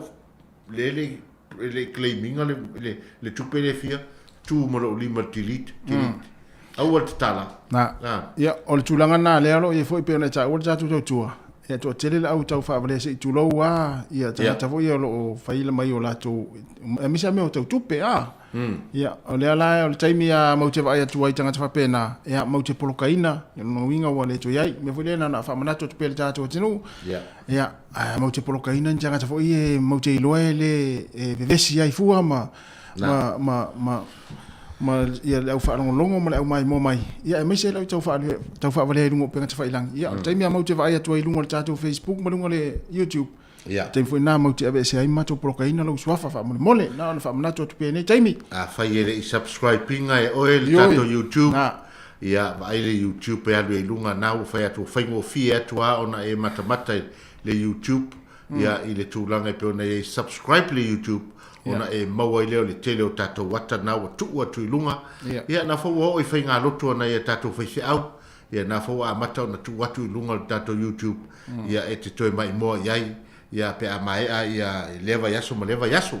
Ia a tātou whioswa. O lau so sani nā mo tātou ma tātou ni tō. Ia e tau whaalau i loa atua i langi atoa. Ia ma lo whaatai. Ia alela a tātou pese lea. So o lele ma tātou telefou. Ia matara mai Samoa ia ona tapena mai lole le interview mua ana ma Mauri ma nisola malo ia ai muria ia ile le fainta le lato tandoanga le tupulanga talvou la tupulanga talvou manisi fo le tunu le la malanga Samoa ia lewa pa manuia la tom fai le University of Victoria le tau ai awana ngalo le tulaiono ia le lima le tulaiono tato ape foi fatini lunga le YouTube, malunga le Facebook. Au le mesi tato programe na, to e mafuta i stay me o le fiafia na nei. 2 minuto te nei le tula tolu.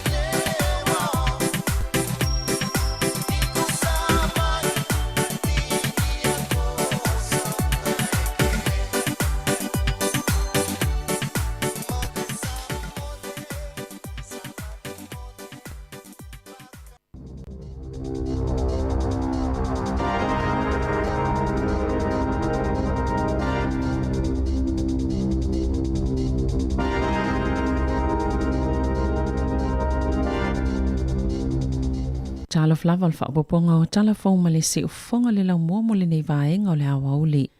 O le afiso so ni le malo e whaatu peso e suenga le University o Kilani mo se vaila au e suena i le wha i. Ma le wha moemoenga o le atau fia ia a fianga mai le fever rheumatica ma ngase o le whatu e afua mai ona o le rheumatica. O le wholesanga le minista langolango soifua maloloina Dr. Aisha Verrill pe ona ia ta uai e se 10 miliona ta lao le atu watu le malo i suenga a le University. E fua inga luenga ia wa amataina nei i au se talia. E tu samaleono se lau i le valu se lau le au wha inga o tangata e ave fale mai.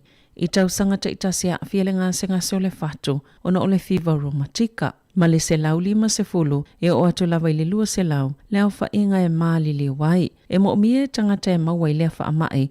Ni whala au po ni tui e tape e siama mo le se 10 tausanga ina ia awane i toi fo i atu le wha amai. Na sauno Dr. Verrill, taluai ono ni usila ma Australia e ia tunu uwalelea tina enga o loo iai bele fever rheumatica ma e tala whea ngai fo ilale ngā lulu e whaatasi e ngā osi se vaila au po se tui pui pui. O tamaiti Maorim Pasifika i pito silio na maa walunga fo inumera e a afia le fever rheumatica lea fo isa pipisi taluai nei i Wellingtone. O lo o whaia suenga ona o le taule le alena maliu le whaalavlave na lawe veini ta awale se lua le tae au ana nafi. Na ta ua leo e 5 le matu o le isi awe ta awale e 3 lua le tasi. Ma sao whaatasi lawa i lunga o le awala. I se sao na i lunga ato le sao whaatolanga ina. Mo se taimi le tū mau. I le taimi na tupo i le whaalavlave i lunga o le State Highway 1 e lata i taua i le 20 minute. E te aile tolu i le vave au, sa maliu wa i lava le taule ele e 5 whātau sanga a o le isi, sa le ito ngā tele o na manuanga, na ta ua fo e leo, e maa sani le lei ave ta vale. Na whaalia Inspector Wade Jennings le whaanoa noa, o na oa mio ngā nisi o tangata po ave ta vale na po e na tau le whaalavlave, i a lātou telefoni whiawea e, a o pasiane a lātou ta vale. Na sauno Jennings, e le ngata o se soltu la fono, a e lamatia i fo i le saunga le mū. A e le ngata i lea, ia mana tonatu fo i ave ta avale le pui pui ngau tūlanga patino, ma le tamali anga o tangata o loa a fia i nei whaalave lave. O se taimi o le soi o no whailo i le suafa o le na maliu i le whaalave lave. O tu inato i leo se la pata inga mamafa, i le matautia o le taki o leisa zanga i vaalele, a mai se fo i o vaalele lau pāsese. O ta wale si itia pēa le foi numera o iei tu ainga o ngaio inga i tau sangata i tasi. E takia i e tangata leisa, po o mōli ia e malolose o lātou solo, ma awhiai vaalele, e o lava i helikopa leo, a e mai se lava i taimi o le tau malolo. E 20 ni reporti o ni ngaio inga whaapea, na whaianga i le Eagle helicopter i le vāiu lailo a whelua sefulu. Manove malua whelua tasi, o le sole o whaalau iloa i leo se ata, o se leisa lanu mea matalo na mōli na ki tonu anga i le potu, o le pai lata o le helikopa leo i Papakura i Aukilani, i le aso whao au kusolua whelua sefulu, o le whaamatalanga Constable Stephen Mack. Le sa i le teimi o lea whainga malanga, e iei lava le whaalavelave na se manu e tupu ai, ona o se malama e matua maa losi lava, e sao atu i tutono le vaalele, ma o lo lātou popolenga auto. O le pai late lea e whaafoina le helikopa po o le vaalele, ona e na nai se kone lava e mawhaiuna whaale e tonu ai, ma le ngaluenga le a vaalele ia i tu ai ngā sulu, e wha se fuluono tau sanga le matua se tau le lea, na tau fia malokaina ona o le solingo le tula fono o le civil aviation o le tasiva iwa sfulu. O le whaanaunonga o leo ina ia whailo atu le tunuu e whaapeo nei tu ainga o a mionga e matua mata utia lava mo i lātou ma isi tangata uma o lo o whemalanga ai i le ea. Ua whaalia le whaatonu sile o le soifua maloloina Dr. Ashley Bloomfield. O le tūlanga pitu sile o nao ngao ngai mawhaio nao o iai pe atu ue tangata au ki lani lo lātou a ai. O le mawhaile o nao o atu i le sefulu o noa whio tangata ia awhi e le vairusi i le vaiaso i le masino Januari peitai. E le o iai le atunu i le taimine i se tūlanga i o no o a ia whainumera titele. Na ia tā ua le polkalame le leiteo ni sila le tae o na leila. Po ia le whainumera o tangata ua mai atu i pui i Aukilani e mawhaiona tatalo na tua oi. I whaatustusanga pe ona o iei whaamaumau le taimi nei, e tu sama le lua se lau i le aso tangata e mau le whaamai, e o atu le whaiunga le māsina, maolo o anga ia tu lava iei le atunu, tolu māsina e tuana iei, o le awa a iei le whaititia i lalo i fo le lua se lau i le aso, na sauno Dr. Plumfield, o le ale ise tūlanga i wawe aluai i lunga le whainumero o tangata e awhie le vairusi, pe a tatala tuwa o yo o kilani peitai, o le awha upopoina isi vaenga umole tunuu e peona wa aie le taimi nei. Ele o wha atuatua i lava i le iwa se 10%, le e fia au sia mō tangata e mai a umatuita i lua, ma o le whautuanga mai le matanga luenga o seifua maloloina, o le anga i le traffic light system, e maua le isi pui pui nga mō tangata i le aini tui pui pui, nei lo tu unga o le lapata inga lua. Ua whaalia le tete i malele fia o nisi o pule a onga, ona o lele ai o sa tau mawhainga e tau fia i mātua le i whaiani tui pui pui, mai leo o atu i tutono a onga. O le ua mai anina yaso talo na whaasaina whaia onga ma uwhainga luenga le i whaiani tui pui pui e toi ngā lulue ai beitai, ua whautua ina a onga e le matanga luenga, e mawhaia mātua na ulu whale atu i potu a onga ma awaini whaatasinga, tusa lava, pole ale tūlanga o la tui pui pui. Na ta ua se tasi o onga Māori, e matua whaavalevalea lavalea ta iala, mai le whetaui, sa whainga tā te le moa onga Māori o na whaatautaia. Le tū la whono mō whaia onga ma uwhainga luenga, ma le tū la whono mō tangata e asia siatu, pe ona ta ua e Rawiri Right, o se tasi o pulea onga Māori. O le tonu le ua iai, o le a whai lava la tautu la whono, ua mai a whoi ona tu ilunga o le pā ale a onga, a le i whaia sau tui pui pui, whina ngalo malie, a wane i o atu i tutonu, na ta ua whoi le pule a onga Flanshore Road. I tāmaki mā kaurau, e moni e whainga tai le tu la whono o na whaalau te le atu ia ia inga, o le soifua malolo i nei mātua peitai, e matua whaalua whesasia i lava la tau mawhainga, ma o le whaatanga o tangata ili whaiani tui pui pui e te tono a onga e la matia ili soifua maloloina o whanau a onga. Talafauia ma le si ufonga le laumua mo le nei vaenga o le aso.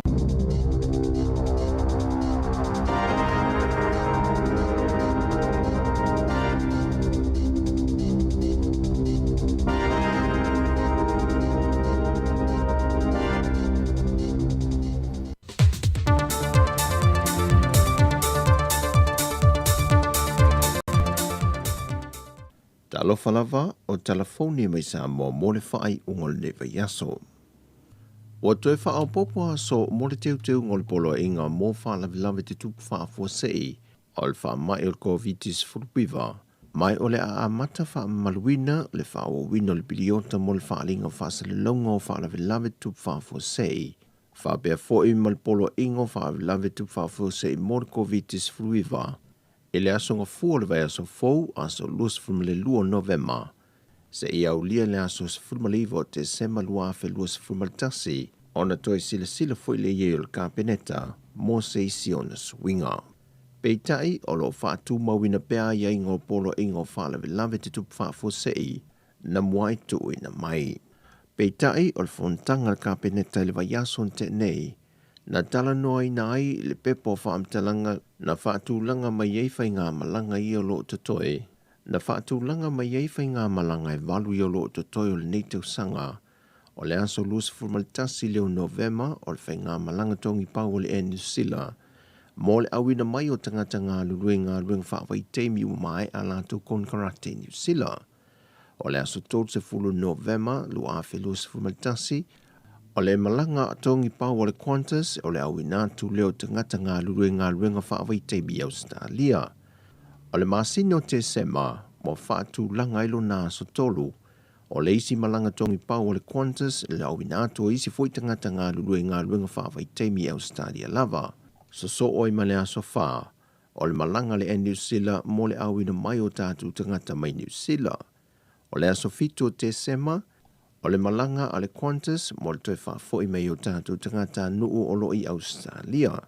O le aso iwo te sema, o le isi malanga tongi pau le New Zealand mo le awina atu o tangata ngā lulue whaawai teimi le atu nuu. O le aso lava lea e tasi, e tau nuu mai e le whai ngā malanga lea le waalelea fiti, mo le awina mai o tangata nuu o loi fiti, ma whanau whaaskorsipi o mai a lata wao onga, wato e taliu mai le atu nuu. Aso se fulmal valu te sema lua felus fulmal tasi, O leisi foi malanga le New Zealand mo le toe wha foi mai o tātu tangata mai New Zealand.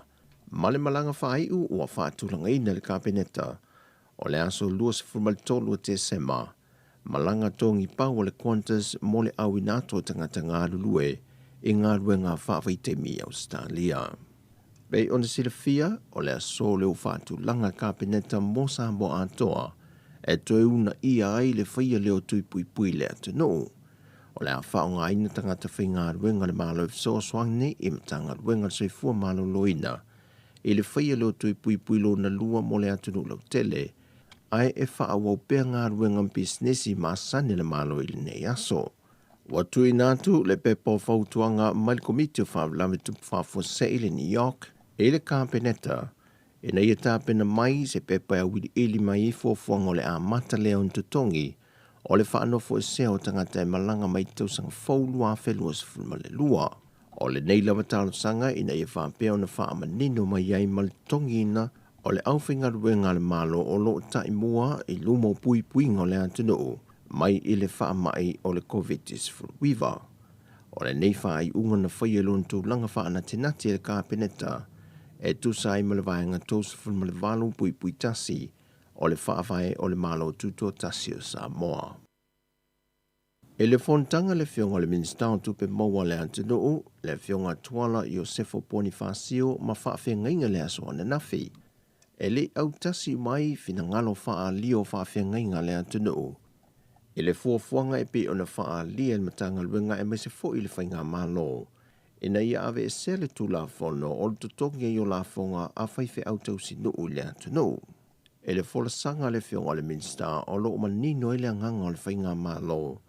E na ia toe lau li wina le tula fono tupe maua, le wanga wa ai whaifi au tau sinu e te tongi ala tau la fonga, e na ia te pena i le pepa e tu i nātu i le kāpeneta, au le toe usuia le se fontanga le parlemene e le whaai unga le tau sanga e te tau o na whaatala noa i na i le mata upo. E le fontanga e ese la ngona o whaafengainga na awai, o isi o lo fina wina a whai e tau fia le tutongi o la fonga whaifi au tau sinu o lona winga, wa te tau lao na toe whaafo i mai a lātou la fonga na tutongi, a fua mai i le aso na āmatai o lātou whamasinonga.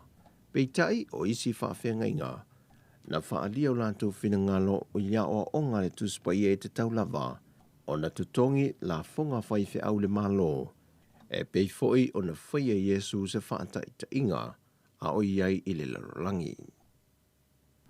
Watu ina mai e le fionga le whamasino le aso na nafi i le mta opu o le fionga e fuiono ma le fionga tuitonga maneia o le aso nga fua o le alawi na i le whaai unga o le whamasinonga le ono tangi le fionga fuiono e le anga waa le fionga tuitonga maneia e tau vaal whainga palota le titili tu malo ina ua wha ma vai le suina manu malo mai le whainga palota tele ya perila ma vano aile na folo lato i tu malo. E tau le manga le whamasinonga le aso na nafi, na fōrasili ai le mō le mau le whawhengaingo le ka le sia e whakasa, mau tu pua whalea lupo, le sunga na maia kofe tui le tufunga, maia mō le mawai, e le misi ne mea whaiwha le loto e whaatino e tuitonga manei e le ka le sia, e ui o lo nofo mau mawatu i a pia.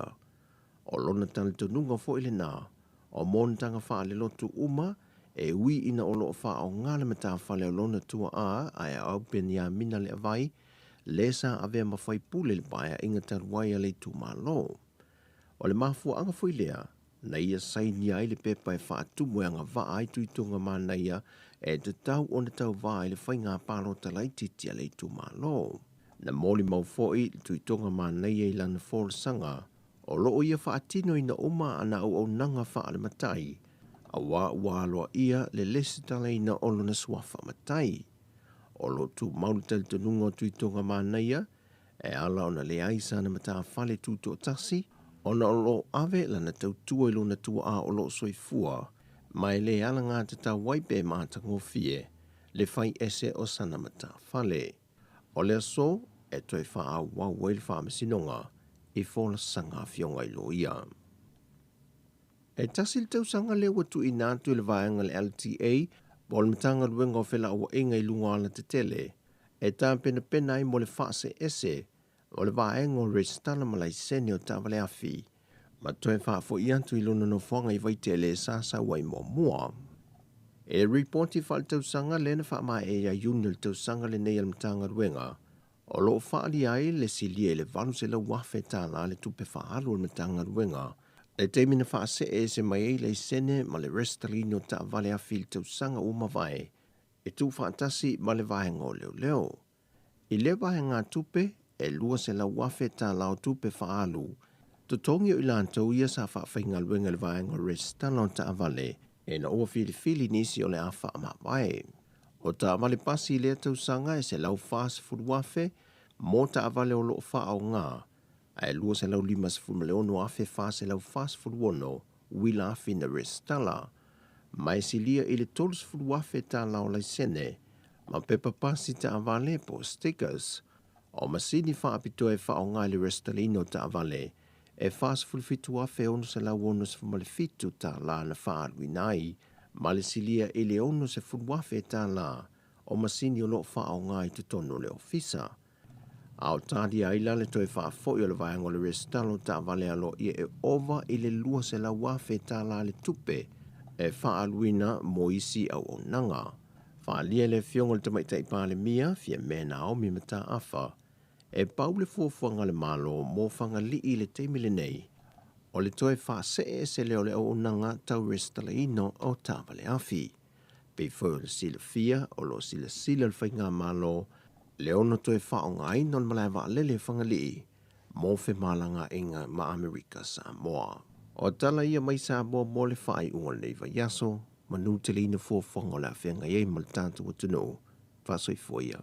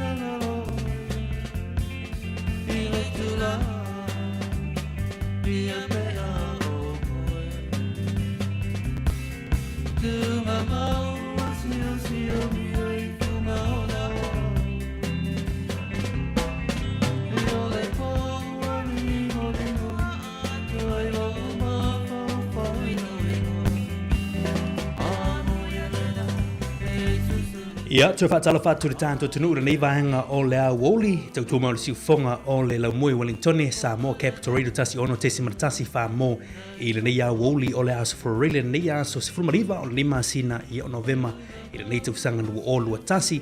Fia nei vahenga o le a Woli, ia leo mōle ni avanoa, ia e watu i naitu fo isfa tatanoanga, ia manisi fo i o alo re tātou tunu, ia mai le Youth Ambassadors i le Hutt Valley, i o lo lato ngā lue whaatasi a wale tu leina o le tui pui o le COVID sumaliva, i po le tuinga le whaia i le aso sa nei, i a le Samoan Catholic Vaccination Clinic, i a whaia le i le aso sa, mai le lua i la woli si e pa ia le ono i la fiafi, i a i nai le lua tasi valu High Street i le Hutt Valley, i a fia la nei a woli o le whaatasi mai lunga o le tātou Zoom, i a Edna Bau, le ngātu fo le Louise ai ono, i a nusi o sui o le komiti, ia leo mwhaion whaatasi mai lunga tātou wala leo. Ia mora tātou whaatanoanga i le nei a Woli, ia manatu ul whaafonga mea o tātou tunu. Ia mana ia le ono sai, ia ma le love pale mai foi. Ia afiso ta ia tui lunga o tātou Zoom. Ia aieni motu, ia po tūlanga foi le lunga o tātou fito inga le nei aso, ia whaamarulu atu i le tātou tunu. Ia lata mwhai atu pia le tātou whaatanoanga i le nei a Woli. Talofa lava Edna, talofa lava Louise, welcome to Samoa Capital Radio. Talofa lava Barry. Malo soy fuera fionga. Malo soy fuera. Mai o lua nei a Woli. Ia manu ia whakwetai. Ia foi nik tu mana ia tap. Malo. Ia Edna and Louise, mana ia le latu atu momo ia Edna. Mana ia te whailorolu tangata, ia ngata fuile. O whiani ala lafanga, what villages do you come from? Ia o ei foi o lua. Ia o lua nuu, ia po ala lafanga i Samoa e te lua ngai mai ai, ia lava nonei mo lua e te lo whaatalo whaitu tātou tunu. Malo soifua, whawhetai mo le avanoa, o lo o ingoa o Edna Bau, o te nofo i Lower Hutt, o lo o tina o whaafo i Bau, i sau mai le nuu o whalela tai, mata autu, o lo o tama o Charles Bau, i sau mai fusisa whata, o te alo i le lotu katoliko nai, St. Bernadette. Whawhetai. Tai. Talofa Louise? Ia whaatalofa atu i le whawhonganga tatu ia lau mua foi Wellington i nei a fiafi. Ia whailolo o tangata, ia lo ingo Louise ai ono, o nui Samoa, o Foster Ota, taftoala ma le visa le imoa. Ia lo o unofo nei Lower Hutt, awai le katoliko Lower Hutt, St. Peter and Paul. Tai lava. Malo whaafatai. O le tāua tātou whaatatanonga nei a Woli, the importance of our interview this afternoon is to promote the Samoan Catholic Vaccination Clinic on this Sunday from 2 p.m. to 6 p.m. But also not only that is to also help promote awareness and also give some key messages to our young people in terms of vaccinations and COVID-19. How have your families been during COVID-19 and the past lockdowns, Louise and Edna? To make a start, I think it's very tough. The first time round, it's been very challenging. My family in particular are very supportive of COVID vaccination. We understand the importance of looking out for each other as a community and rising above all the noise. So it's been challenging, but we all in it together, and I think we're very supportive, which helps. Awesome. Oi, Louise. Time la no Mari. Ia whapena foi ia nei tu o le tato mafutanga ia o lo osanga le mu malawa si matu a inga ia a mata mai lawa i matua matutua ia ona e foi le tina o le a inga wa iwa tu pasta usanga ia o lo o so i fua malo lo inga le pea ono le ua uma foi ona fai tui mal matu a inga ia o matu e kalesia St. Peter and Paul, le Samoan community. Yeah, Edna, it was a challenging time for everyone. But le maua ia le tui for ile mo ia ile o 100% for ia ile pa mai ia ala ile puipuinga mo tato. Malo whaatai. It's amazing to hear what you guys have shared with your church, your families. Le mai tau atu stina matua lea le olo malu pui pui lava ia ona o le whainga ona tui pui pui e lua ia o COVID sumaliva. Ai mana i o mo o lua la ia o lo o whailua tui, you've got vaccinated against COVID-19, your family are doing the same thing. Ia ai tō telo I statu tangata e le o anga ia tu whaila tu tui pui pui.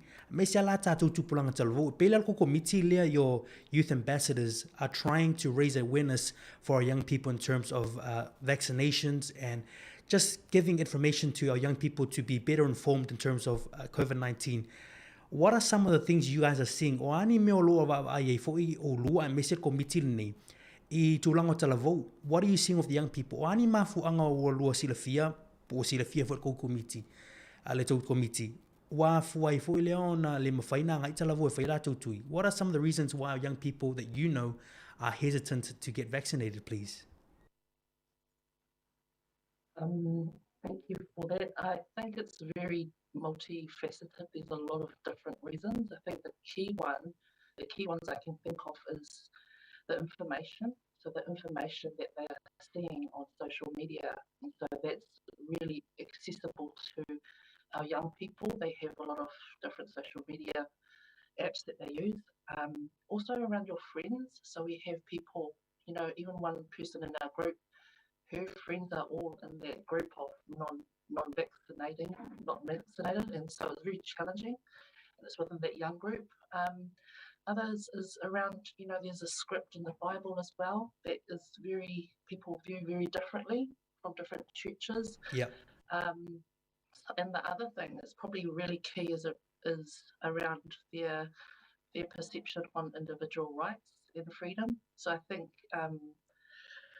that's the kind of key things I've seen from around the young people. Did you have anything else, Louise? I think I have just some examples.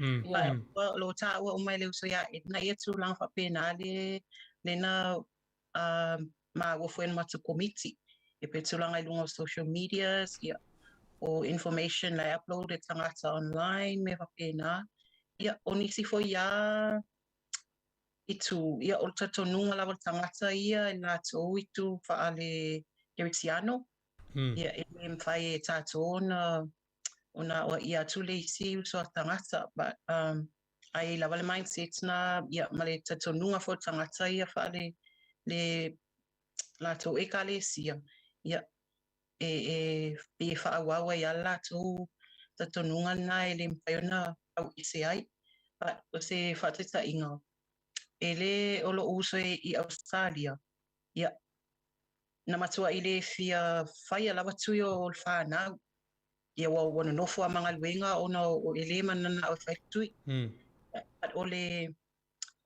o mai fo afa mai ole verse le ole Bible o it's a act of evil or something but la uma la wana factory temi nei fia travel lo ile si to Australia e o toe fia lo e pukle whainga tui I peo tūlanga whapena.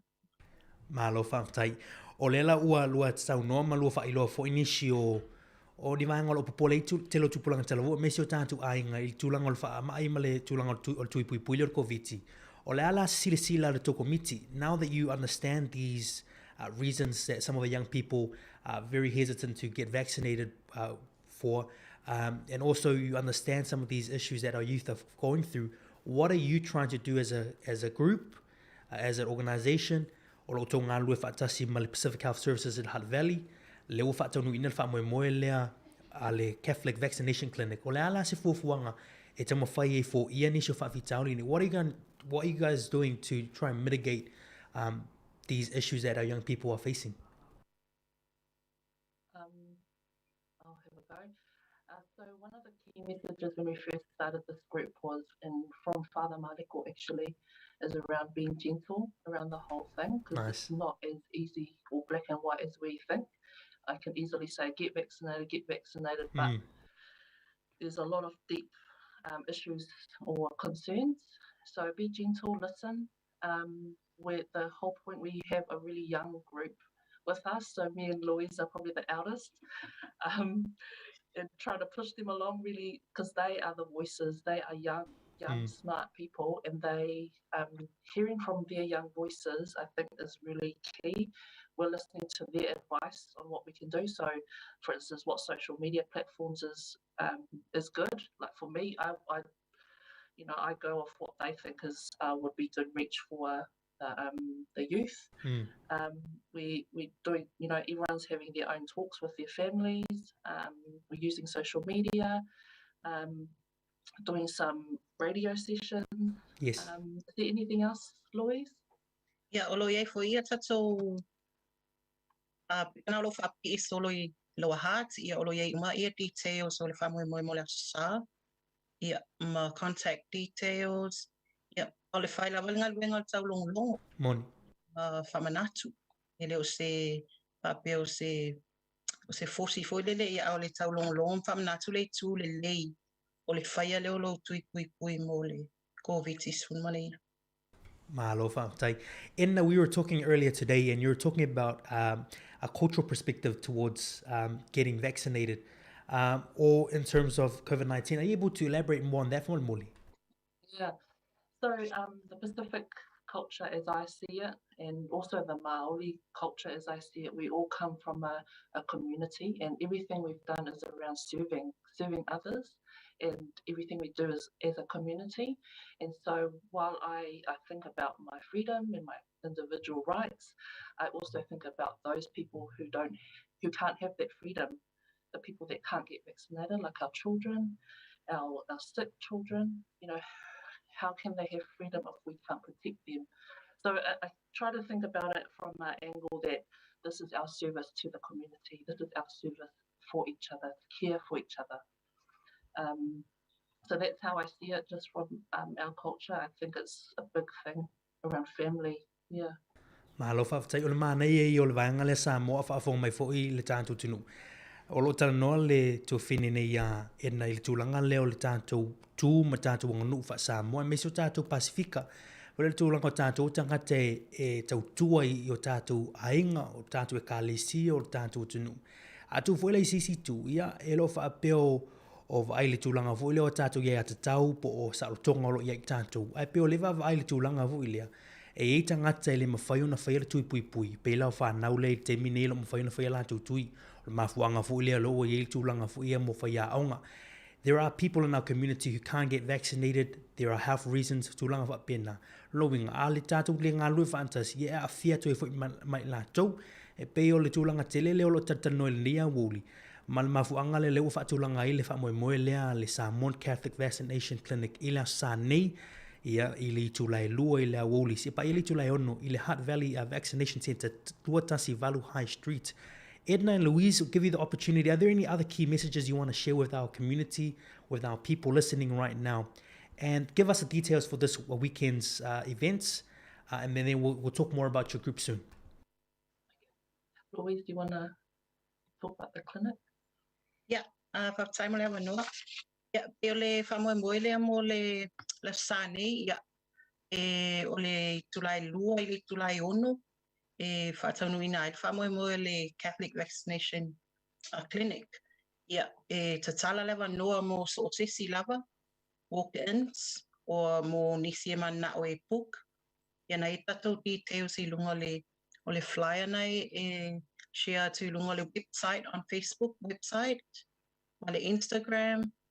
Ia, o le foina ma ua mai nei le whamwhalanga I o le foi awai atu le fionga le minsta ia Ukitosio, ia o se hifianga foi lea mo le matou komiti, ia o na wamana ia foi le minsta ia awai atu e whaatasi ia ma le matou komiti ia wafoi whafoina nei whamoe moe.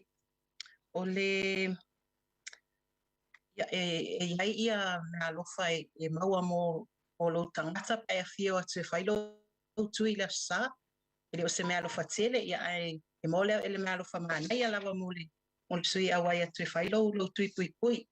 Ia a mata mai le sulua tau sanga anga I lunga, ia ele tau fia lava se sem whaiona ona awai atu la sa, ia le fwe wawa e tō mana, ia lava le fwai numero o tatou o le tatou updates mai le Pacific Health, Ia mo e o mon faitui I Wellington e lava ia.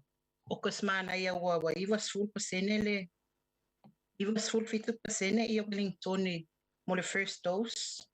Ai iwa sul pasene mo tangata wa fully vaccinated.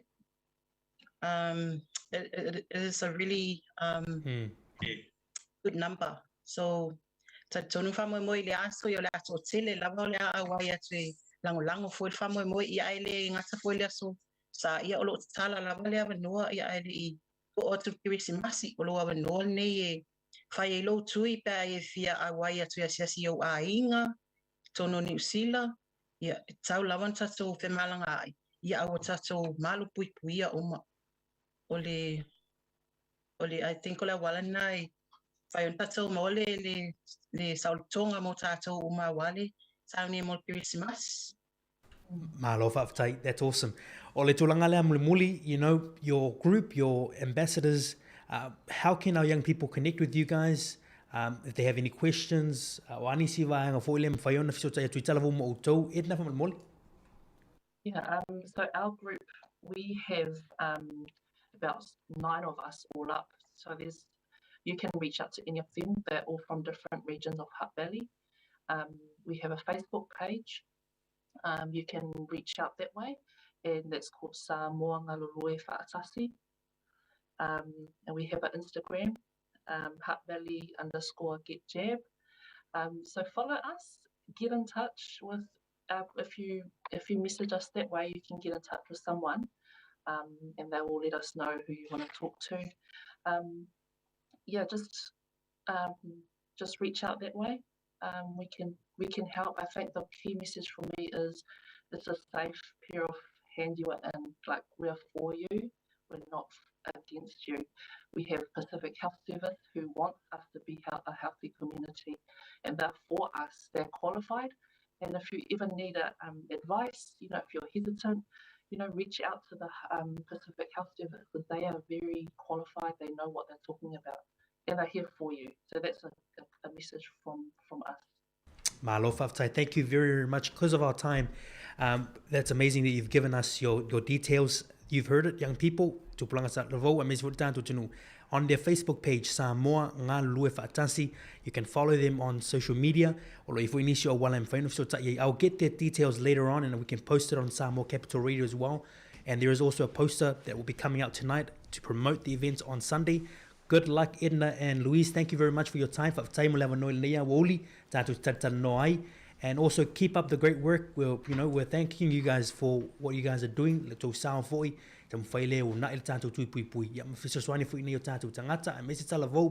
I think it's amazing that you guys have your youth ambassadors as a group set up. It helps. Sometimes our young people are very hesitant to talk to other people in terms of age, but it's nice to talk to people around their age, and they can trust that you guys have done the work. You've also got the research, and you're working with health professionals who, as you said, Edna, are for us and not against us. Thank you very much. Any last words, Edna and Louise, and you can sign off, and any words for our people in our community? Can I quickly have a shout out to my Yes, group yes. that are actually doing all the good work? Emiliana Aloisio, Itza Casiano, Joan Sepoima Pasi, Sina Sola, Lilisio, Miriama Lau Niuvau, Rosie Tau, Tasi Lau Niuvau. So those are our reps, and they are doing all the kind of hard work on the ground. Awesome. Louise? Yeah, that's for mole Pacific Health, or mato ngalue, so tau awa mole for family, we have time awa no more for mato sawe follow we loa ile. In fast ma swani for mole follow we loa ino tui, yeah. So it's a la vale me wangan. Yeah, and mawale awale awala tavale pe afa pem na mia mole asu. Lena wala out lavale numero telefoni na ilungal fly, yeah.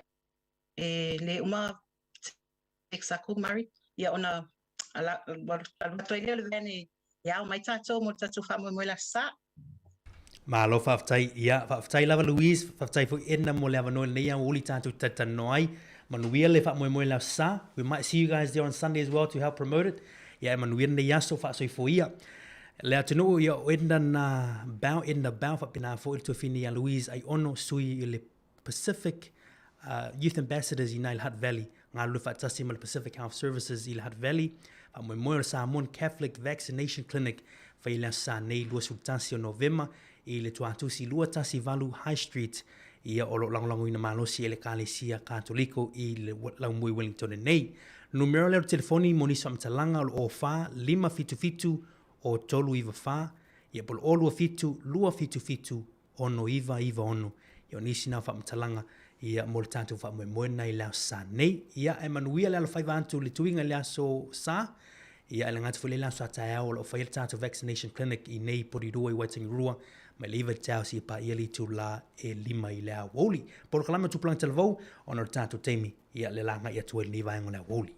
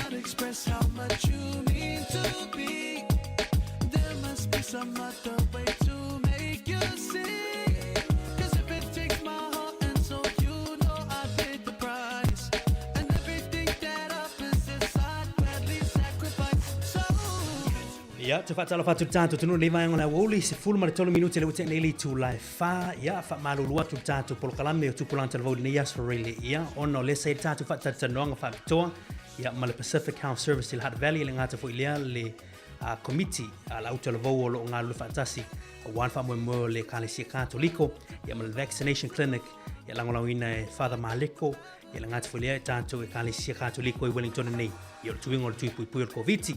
Ia manatu leo ma whaatasi atu mara tuafine ia ana whaasolo nei a woli atalo whatu ia te ole tuafine malolo soifua. Talo wha malolo soifua Mari ia whatalo whatu fo i le pa ia mane malolo tato au whafonga ai maise tupulang tala vaulewa ma futa mai tato pokalame le nei fiafi ma lo le mne soifua manuia ia whatalo whatu ia au tau le nei vaenga o tato pokalame. Malo ia ole nei a woli e ta malo ia le wanga i mare tato pokalame ia la whatata noa. Yue manaya. Exciting things are going to happen on our youth program today. We have 2 special guests from Samoa, and you're going to get to meet them in a sec or in a minute. Ia ai awane ia e se ailau whangwai, ia malau snack no more TV, ma futa mai ia mai whaarongolongo pe whaafongafonga mai foi i nisi foi o mama lo mwhaiona ma mato ma futa i tutono studio ni neas. Tō whine ana tatu ili atu tatu malo i o lasonga fua nei 22nd of November. A matai su ang whai o neto sanga.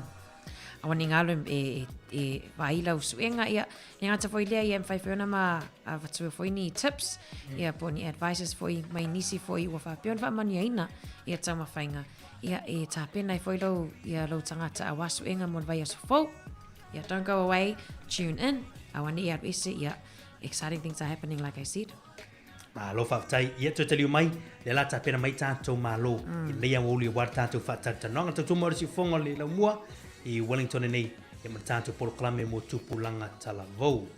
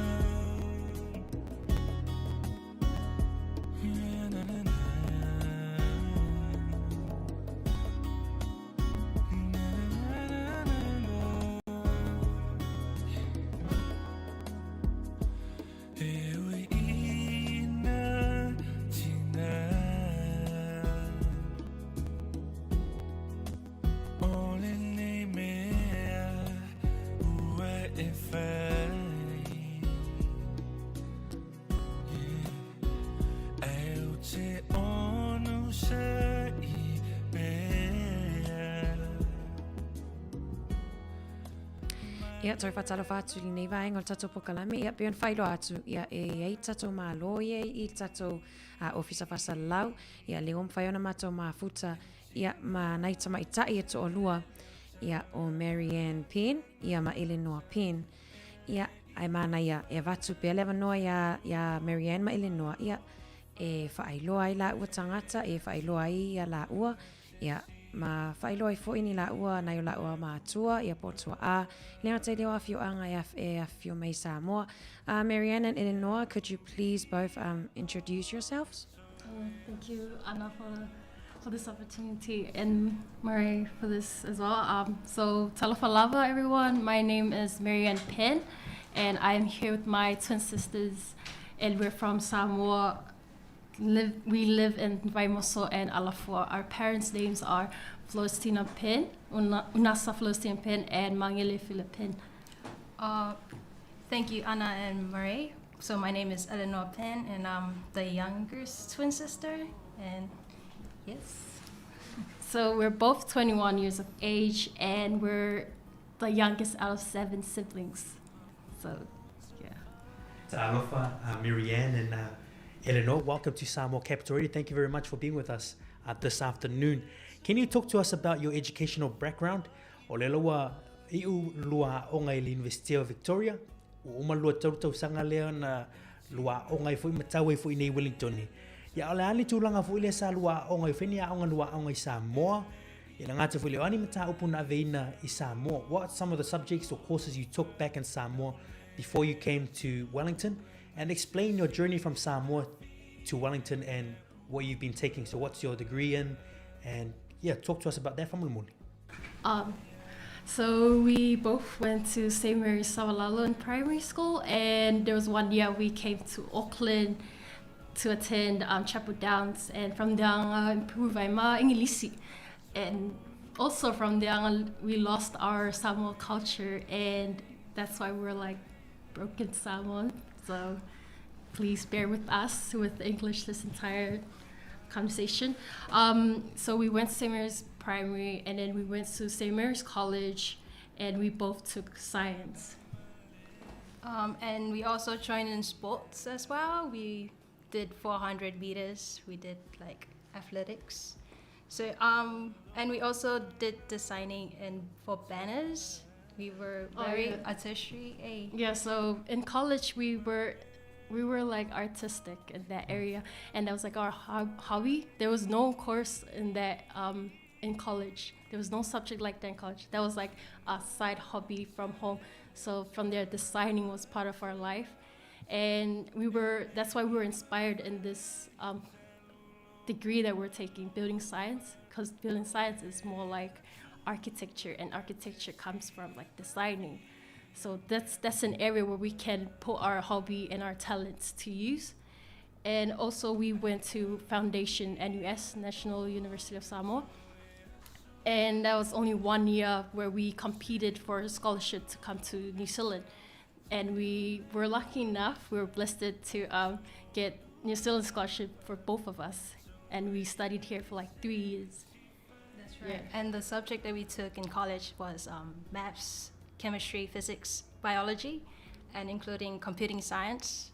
So yes, we took that, and we also finished foundation in science at NUS, and then we came here to Victoria University and completed Bachelor of Building Science, majoring in Sustainable Engineering Systems and Project Management. Yeah. That's amazing, Murray.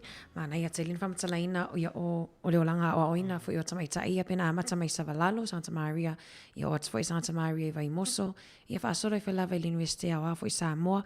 Mana ia o le la Bachelor in Building Science, ia ia whamani e nai nei ia i le University of Victoria. Eleanor and Marianne, can you talk us about your achievements, your scholarships, and what you achieved since you were in college or in primary? Like what did you achieve throughout what you achieved in a university, like you already told us? What are some achievements you achieved in life so far? So for someone that went to primary school, like for those who doesn't mind studies, so this is the story, this will be helpful for you. in primary, I didn't care about school or anything. I always hang out with friends. That's all that matters to me. I didn't care about studying. I didn't care what I'm learning. I would go to school, come back with no homeworks written, go back to school, getting hit by a teacher. Yeah, that was basically me. And then when I realized that one year we went to New Zealand, I realized how important my parents were. I realized what my priorities were. And from there, I changed my mindset that once I start college, I would like restart. So year 9, I got in top 5. I studied so hard to be in the top 5. Year 10, I got into top 3. I tried so hard, and from there, I realized maybe I can aim for the Ducks. So year 13, it was a dream come true. I got the Ducks. And along the way, my twin sister was with me this entire journey, and we would compete in this education field. Yeah, no, you want to talk about it? So from year 9 to year 13, I was always placed in top 3. So I always compete with my sister, who was placed in another class. And we were also class leaders. We were vice captains and class captains as well. And then by year 13, we were sports prefect leaders. And she was a sport prefect, and I was a house prefect. Yes. Yeah, different colors. And another thing that I've achieved in foundation was the scholarship award. So all those achievements has come down to that final golden opportunity to get that scholarship. So coming here, finishing that degree, that's another achievement, and then going back and give back to my country. And yeah, that's everything that I have dreamt of since then. Yeah. Malo whaafitai, mana ia ia whaafomera tātou tunu o whaasoa mai fo'i o Marianne ia ma Eleanor. I tūlanga fo'i o whaamunianga o ni whailonga na wha manue fo'i le tuia i la ua. I tūlanga o taumata upu taua o onga. Ana mana ia o le vaenga lea sa tano mai ia Eleanor. Marianne. I le tūlanga fo'i lea i le iango i lana haonga, i le iano i mata upu na whai, i le i whai al homework, talavou, a hoi whaaloko mai. Whaapako mai tātou talavou. Mai e le ia Marianne, ia e le iango i la haonga, i le iango e whaini homework. Ia e tau whasi fo'i le whai haonga i Samoa. Ia e ona o le malanga mai New Zealand, le nanga i mai loa. Peina, wawai loma, wawai fo'i le tūlanga i le ngaluanga na i o la mātua. Ia whengaluenga le whengofia tau whai tongi pili a onga mawaianga umwhapea. Tonu lo le mawhauwhau o Marianne, i ngata fo Eleanor, la tito e tāhu olo le a onga, set her priorities straight. Lea la vai te leo whamunianga ia. Captains, vice captain leaders within the school, i Samoa, maua scholarship, ia Ducks. So you aimed for Ducks and you got Ducks. And Eleanor was in the top 3 scholars in terms of school. O whamunianga ia ona ua toe sui le mawhauwhau mo te tonu e o anga ilo whai leia lea onga. Ma alo whaafitai, it's amazing to hear what you guys are doing and your story as well. What inspired you to choose building science as a field or as a course to study? Lea se mafuanga na lua wai o lua umaya lua aveina mata upu leo building science, ia putulanga le wha construction ka muka, i o whaungo whale, ia ngata fo ilea, le vaingo fale po project management o la se tūlanga fo ile na mafuaina luanga i le mata upu. Out of all the subjects you can take, law, health, medicine, you chose building science. Why did you guys do that? So as to do with the surroundings. So back home, I was like mostly involved with just watching animes, and drawing was part of our lives. So I thought maybe if I find a course that's related to drawing or designing, I would take it, even though it's like a little bit of what's related to designing, I would still take it. And another thing, I was also surrounded by what my mom inspired. She always built new houses. So yeah, she would love building houses. So that's where I learned what project management really like, because she's like a project manager, and she would like tell the kamuka, she would bring in electricians, she would bring in whoever's supposed to do the job that finished the house. And another one that I really liked the reason why I chose building science is not just because it's like just constructions. It's science. Science is like everything. It's like getting to know more of what's really out there, and taking Illinois, like Illinois would also get inspired by this as well, because we both were surrounded by the same things. We both grew up in the same household. You want to talk about more of that? Well, I really love designing, so in fact, I also watch animes. If you watch animes, yeah, you know how it feels to draw animes. And also, I also designed banners in high school, and I designed a water fountain. If you go to St. Mary's College, you would see a water fountain that is blue. Yeah, so that was my design. So yeah, like the teacher told me to design it, but I didn't have, that time I didn't want to. Like I didn't feel like designing because I don't like to be told. So I let Eleanor do it on my behalf, and from there I was like, okay, Noah can take this. So she designed the fountain. If you see the letter M in the St. Mary's College compound, that's her work. It's Mary, stands for Mary. Stands for Mary. Yeah. And another thing that what inspires me as well was the project that we've done in Year 13. There was a project that we did last minute, and we got a first place in it. So yeah, we both worked on this with our teammates. With the idea. She came up with the idea, and then I told the team members, like, okay, half of you guys go to the library and read the books, because that time we didn't have internet. So get some knowledge on how to like design planes. It was the plane. So innovation and technology, that was the theme of the competition. So half of it went to the library, get some information of how to like design, how to build the plate, and half of it had to find the materials. So I told them, go find materials. At that time, we like don't have money, so we asked the teachers, like, can we just borrow $50 off from you so we can buy the materials we need, and then if we get something, we'll just pay back. And we came first. Yeah, we came first the next day. Yeah. Malo whawhai mana ia. O lena whasiringia ia Marianne ma Eleanor, pe ai se ana la fili ia le building science e la te take up inga le mata upu lea whasaia nisi. Ia ai le o whamatalaina Marianne, sa fia lava ia whataita ai siona tina. Pe o lon tina she's a project management for ilea e alu e taunuu ia vainga ia ve whaiwhai ngā whale te o malau ka muta. O Eleanor, e fia o ia i le designinga o whelea tusinga o ata o ngaruenga. Ia, Mari tangata ai o le tongi ata mai a pea atu nei Samoa. Le whamatalaina fo i la ua ia le fountain ia po le vai fo i le i tutono le lotoa sangata Mari vai moso. Ia le ana design ia i le tamaita ai o Eleanor.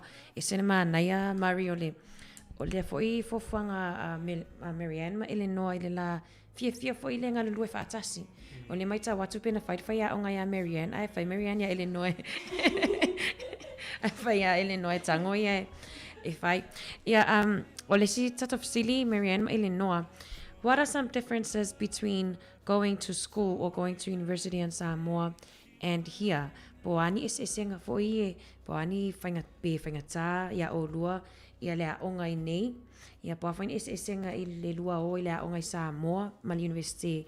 Ma le lua mai fo i nei atu no lena lua mai le tausanga lua fisfuluiva. Po ani esenga i le valea pe whaina lua whamatalaina. So le esesengala is that foundation we were like staying with family. So we were staying in a household that you're surrounded with family members. But when you come here, you're on your own. That's where you become your own person, and that's where growth comes in. And the difference is that NUS is like a basic introduction of where you get to know the courses, how to teach yourself to learn it without the help of like being spoon-fed. Being spoon-fed, like it basically comes from college and primary, but once you get to foundation, that's when spoon-fed is no longer there. And then when you come to Victoria University here in Wellington, that's a different story, because now you have to like you've been thrown into a new world. You've been thrown a new challenge. Yeah, so Noah, talk about more. Another Yeah. challenge is being away from parents. Our parents always do the grocery shopping for us. They always make dinner and lunch for us. But when we came here to New Zealand, being away from parents was really hard, first time. And then, yeah, we have to do our own shopping, make our own food. Yeah, learn how to budget your own money. And do your own time management. It's basically you're parenting yourself. So, yes. Ma lo fa tai ole ma nei e o tulanga le wa tano mai e fo Marianne ma Eleanor ile se senga o le soifua ngai Samoa mai nei ia mana tu fo Samoa fa mo tato tunu ia oni ma fine nei na tu ua Samoa lu afa sul mariva a ngai mai se ia o tawina ila ua mo tau sanga i mata upula nei o le building science po ngaluang fa sai nisi fo le tulanga o le fa ngo fale ia ma tulanga ese le ua fa matala tu fo e dai tu fa fine nei ai o le senga na i Samoa na fai o mai mama dan me uma fa tau a tanga mea e o tulanga masani ia o mai lo New Zealand wana o la ua ia tulanga lana tau fai e fa solo tupe e o tulanga fo ile o le ai o le taimi mata o puma fa so ino taimi ile mea ma le mea so fonga fa New Zealand ai ma lo lava mana ia le tulanga le ua fa so mai nei tu fa fide nei o le tulanga ko viti sumaliva Marianne Melino. How was COVID-19 for you? Wa lena mo mai o lua le COVID sumaliva. Lo tau sanga mo mua lama le sa ngai mai lo ko fa mai nei New Zealand. What's the reality for you? The COVID-19 did COVID-19 affect your studies, especially when we had lockdowns and you had to study from home? Na ina afianga o le o COVID me se fo te mo lockdown mo o lua lava ia o lua au. So the first lockdown didn't affect us that much, and this is because Victoria University hold all courses for 5 weeks, and this is why all other universities like students are mad at Victoria because we had 5 weeks break and they did it. So we shouldn't be struggling during that time of lockdown, that level 4 time, and our family was a big supporter for us that time because we were living in a hole, and our hole was telling all residents to move out in 48 hours. And so the first thing that came to mind was our family in Myanmar, so we contacted them and asked them if we can live there for a little bit longer until lockdown ends. So it didn't really affect our studies, but going online was a different environment because we had to balance how to be comfortable online, like on camera, and like balancing our time of studies, like because our environment, once you're online, our environment's in like in the same room. No, so yeah. No, you covered all of the Okay, right. Ma lo fa tai ma na ia o le tulanga fu ile ai tatu tili I malolo mo sina a minute le vai sin malolo ngol tatu pol kalami.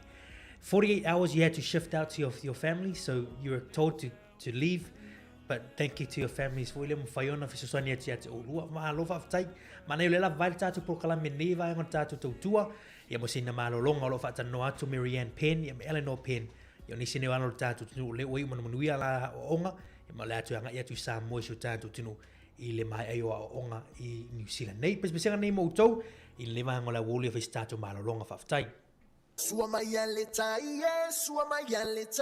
le fai ngā fi ngota le fai ngā lilie fai mai le lo matua wa pia ai se fai sua tau si ai lo na sori fua Mola motino matangi le lei o tala ua ave mai nei tama whanau o Samoa ua fai mo usei Sick with it Lo ta'alo wa mali e o ta'alo sa ili malo ua ilo ai Samoa I o ma o Please on the track. Upa tili mamata oto si toe a ina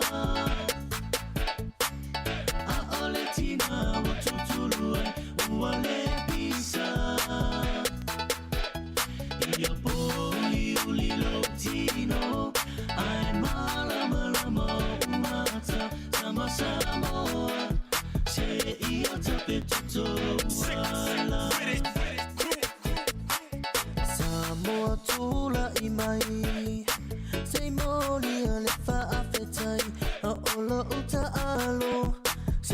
mani e mata e vai Lota alofa ata usala Ele tau mate e se isi A e malolo e tamali Upa tili mamata oto sito e aina Alatina watutulue uale pisa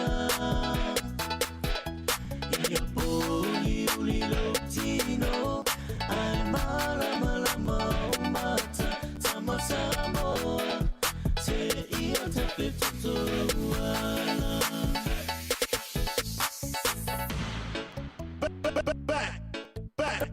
Freeze on the track, sick with it. Ia toi whamalo atu I lau whafunga ia whatalo whatu whamalo atu fo I nei tatou te planta lavo o lo mafuta mai fo I le nei vaenga o tatou pokalame ia pe ona whailo atu ia o lema te mātou te mafuta atu ma nei uso ia Marianne Penn ia ma Eleanor Penn whaawawa atu tatou whatala noanga o le wawesili Marianne ma Eleanor o ani o leale sila sanga mo o nua wa le la lua toe tali watu sa mo I la sofa o te sema o ani fa mo moenga foi le mo le lumanai pe te lua toe fia fa uma lua su e atu siksi degree mo lunga atu what do you want to do when you go back to Samoa and what are some plans for you in the future? So for both of us, we have the same goals. So the goal is after we serve our bond for 2 years, we would want to come back and do our masters here in Wellington as well, like to continue our studies in building science. And from there, we might hopefully get masters in architecture, because that's what it is after building science, special building science, and there'll be masters of architectural science. So hopefully we will do that. But at the moment, once we go to Samoa, we would help those homes that are really fragile during cyclone seasons. So that's the main point, help those homes that getting affected by cyclone seasons to be like stable and put our degrees on the table, like contribute with Samoa's development. And we're hoping to find jobs that are in construction industry in Samoa. Yes, once we get back. Malo whaatai, sa mol whaafomir tātou tinu, mā nei e o le vanga leo ua whaasoa mai e nei a Marianne, ia whaapea fo Eleanor. Tūlanga o leo whesilingi ele tuwhinei a ana, po o lea se fufuanga pe atu e anga ia tu nei Samoa. Le latu te liu Samoa i la sofa o te sema, ia le oi ula o ngale Bachelor of Arts. Tūlanga Building Science, ia mā lo whaatai, o le tūlanga la le latu e tu ila ua I Samoa, ia o la tamu whai e sueni la ngaluenga, ngā lue ai. Whao ngai futi to mai le ua la mauina. Ia e tu whiso swani, mā nei o le tala lea Marianne whapea contribute to the development of Samoa. E peo le nganga fu ile o tātou mālo I Samoa, tamu whai a ngai, mei tātou whanau nei New Zealand, a onga, a uma tu e fu atu le Samoa, e atu tu e whaaso atu, le sosia ma le oa lena la tu mauina I atu I whafo. Ia wale, the developments ia po o le toe atina ina leo le tātou mālo Samoa, whawhatai lua loto Marianne and Eleanor, le lua sao fui. Le ala lua atu nei, loto mai leo maua, ia matamau ainga leo tūlanga o ngā leo maui nei. You can do what you've just said, contribute to Samoa's development. And it's amazing, ai longa o teleni tātou tangata o I tua mai ia ma ngā vaani. Ia le ala lua atu nei whaasoa, whesosoani. What, you know, something that stuck out to me was you mentioned to help out our families. Your fale po mota malawa tātou ainga I o loo a fia ngō fia I tūlanga leo whae ma sani na a fia I tātou tunu I lea tausanga ma lea tausanga. So you're going to be doing work to help strengthen our homes in Samoa and help to, who knows, to fin ana. I se tausanga o mua tātou ai tini fale fo I e se fo ngā whausanga o fale la tū mai Samoa. Ai le sa design e Marianne ai le sa design e Marianne ma Eleanor. Ia, a o lua ia lea se ua na whaapulkalamine le whaingo le fale ma whausanga o fale. Ona o le lua o ngai e lua mai mā loa whaafatai.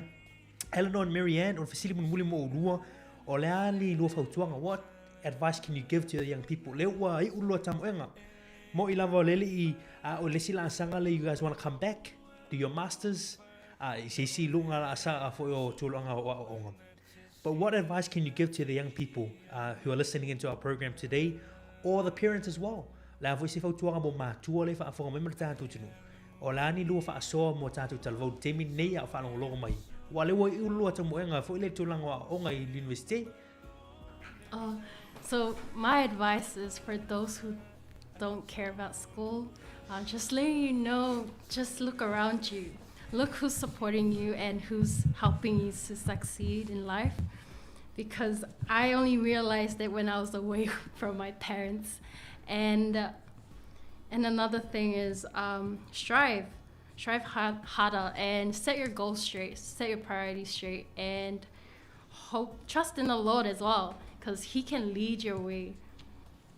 Yeah, I'll let Eleanor have her advice. So my advice is quite different from my sister, because we always compete. So my advice for students who are not doing so well, do not compare yourself to other students who are doing well. Just do your own. Make sure you try your best. And for parents who are pressuring their child, maybe if you could celebrate their wins and also their losses. From there, they can realize that not everything is about winning. And also, keep doing your best. That's my advice. Oh, that's right. The parents, you should be patient with your child. Be patient with them, because my parents always forced me to do well in studies when I was in private. I didn't care. They would beat me up. I didn't care. So be patient with them, and they'll find their way. Thank you very much. Malo whaftai matango fia te rewa inga leo whaasoa iai Marianne ma Eleanor Murray. Pe ona whafsiri fo ia polani la whautuanga fo ilea whawhini la tima inga. Ia whai ona a watu fo i mōtu pulang talavolo o whape ona mafuta mai. Sa ona fo Marianne, ia strive be ia tau mawhai ina mea ngata i lau tau mawhai. O le siwa inga Murray whai mai Marianne. Awa I lona taimi fo ilea sa le kia iana mea onga tulanga lua a. Ia whai mai ia whaava ai tau lai fo ilea tangata le langolangoina oe, support oe mai lawa onga o mātua, that they know best. Ia Malaysian whautuanga, trust in the Lord. Ia wha mua lava le atua, ia au tamawhainga uma ia wa o le atua lava te sulu iai I mea te tangi ai. Whautuanga Eleanor Murray, awane whaatusa saina lau tangata I lis tangata. Pe ona whape ai atu poto lis tangata ona tamawhaila ia lea whaatusa sailo tangata Murray. Malisi vaenga whai mai. Whai la mana ia whautuanga na Marianne ma Eleanor mo nai mātua. Murray. Ai. Ele ona whaalau le la vei. Whautuanga Marianne ma Eleanor o whautuanga fui po mātua tūrou whapo martātu tūru. Mana ia, langa taun whaaso uma le ai ngā toa. E peila na mai leu whaasoa tutu whine ia anai I whaasoa nei a tua whawhine nei tūlanga mō tātou whanau. A o tātou fui mātua le au mai le whautuanga nei a Marianne ma Eleanor. Ia on maua le on sai. Mauata mana on sai. Ia o ngālom whanau. E le o le vawe fo le ona uma le tamu whainga. A o le ia tini ma ia tau nu. Ma loa tu ia tau te talo ma on sai ma le. Fo le tamu whai fo le ia anga I tātou whanau ia manuia o ngai I le nei fui tau sanga ia ma so se la sanga o lei a soifuanga. Ai ma nei o le tau noanga Eleanor au mai. Celebrate their wins and their losses as well. E pe ora tele teimi na o pe se o tūlanga fo I le soifuanga a tātou. Tele teimi tātou te VEI pea fo le ta manu malo I le whanau pe isi mele le wa na ausia. Aia ola I teimi fo I wale ausia se mea pe wale manuia se mea. E peila e se fo I la toa ngā whaupunga e ta lafo I nei tātou whanau. E le o teimi nā lewa le manuia le tamu whainga nā whanau. O po tauna lafo teimi nā, o po fo I tō te mai, tō tau mawhai, e tō oso fo I le la o tō ngangana. A wai e fo I a whianga o whanau, pēr tātou whanau me te whanau. O e le mea fo I le ua le manuia lana tamu whainga, ia o opu wa si mai pe tūlanga pena, e a whia I fo le loto o le whanau. A e ale teimi e mwhaiana toe a fotua I maa lama toe, mauwele I o lewa noa, e toe whaawau ia onga ma ia toe ia manuia. E le ia se nau te inga, e le isi matua e isi o nau te inga ia I manuia le whanau. But as Eleanor have said, celebrate the wins and also their losses, and don't compare. Mana i tulanga na awane fatustusa ina tatu whanau whape sililesi ai we're all the same, we're all one. Ia mai e umata to is it late. Moni lei malo mari.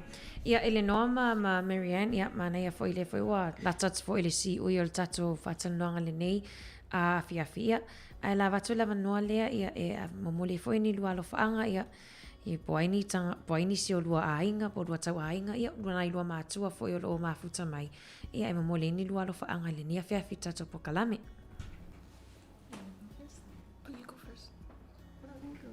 Oh, okay. I will say thank you to both of you first for having us on this interview for this radio show.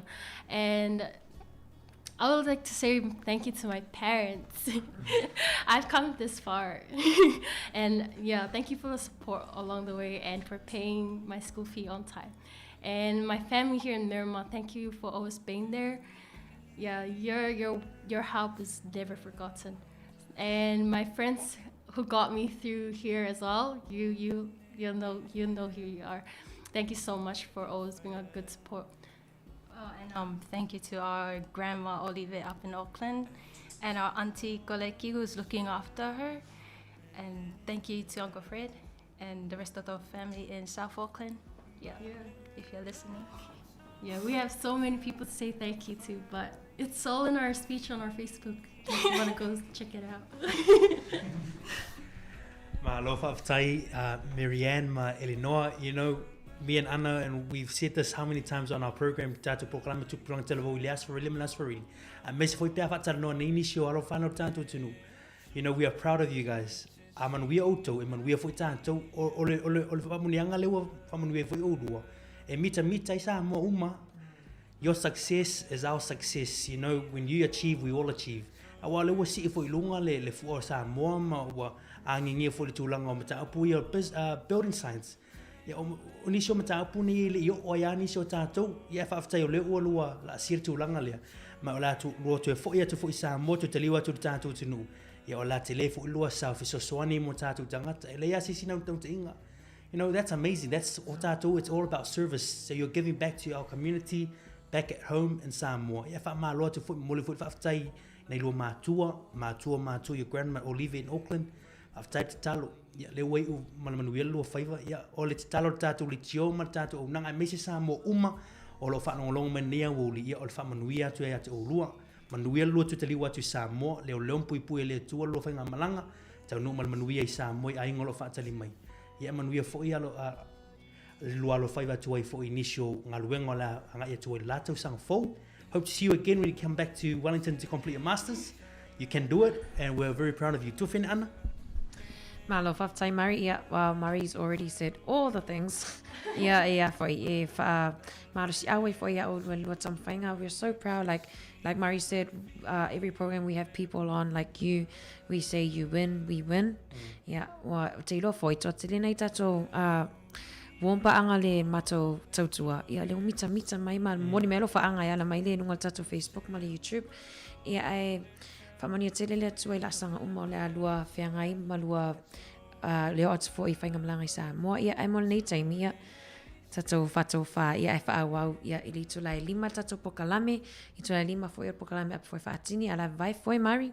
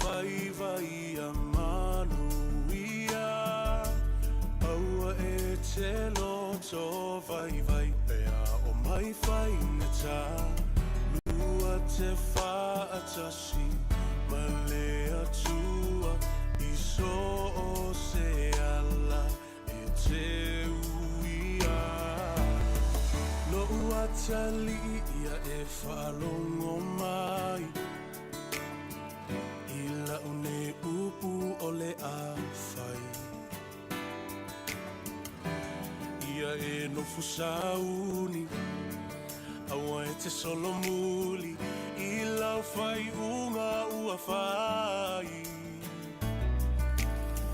O le lalo langi nei E tumu I mea masi E te le whao so songa E vai ai o langona Ia e loto tele Awa e te fefe Aluma le fia Lo uata li e manuia Alo ia vai a manuia Awa e te loto vai pea o mai whaingata Lua te whatasi ma le atua I so se ala e te uia Ro ua whawhine se I e whaalongo mai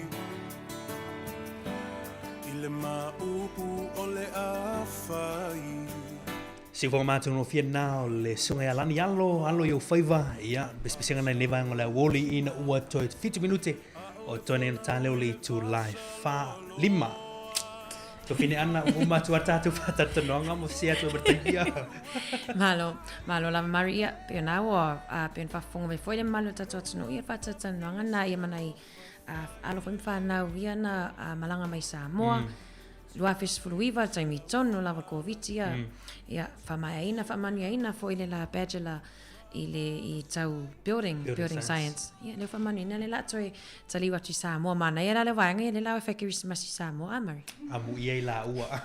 Amu ia I la ua. Ia.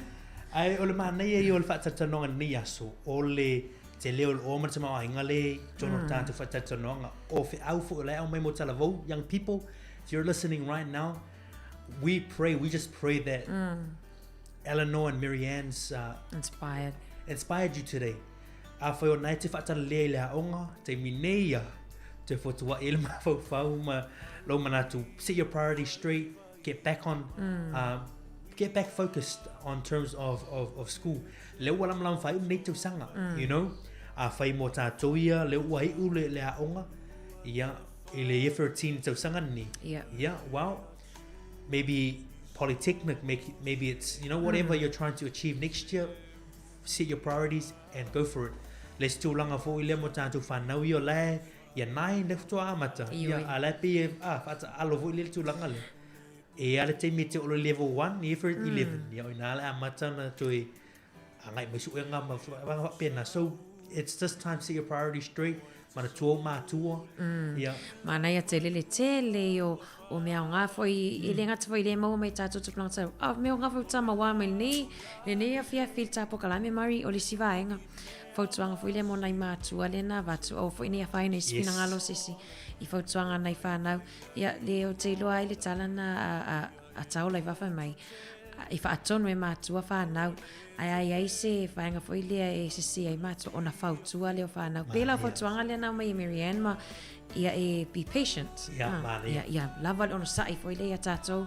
Ma ia e celebrate a sau le suenga ia po le polau nea lau tama o whai ai pe le o manuia. Ia e celebrate pe ai awai te ita. Mana ia. Mama and dad e leo se whaatalunga. O le tu alalo ia ma sautuanga mana ia lwaanga lea. E ei teimi tauna tātou patipatia pe a manuia. Tātou patipatia fwoi pe a ole tūlanga fwoi le manuia. E lo whape o leanga. Ua le o iei tau mawhai. Ia ole tūlanga na you can do it again, try again. Ia ma tua pere tua lalo. Tau mawhai pēr tātou whanau. Ua ole sina pasina ngā malo si whanau. Ole whanau mai o leo. E se atu le tali a mama dad. Ua le o te ngia oi le a. Pa laua tua lalo. Tau mawhai. Ma lor tau mawhai. Mo ia e ui lava ele I o mai fu ele tau unga tau nu. Yeah. But to va ai me tau te fa leia. Ia to fa sanga la ia to tabu ele tau sanga fo. Mane o le wala lam fa tau sanga. Tanga fe au ia te anga to no lo atu.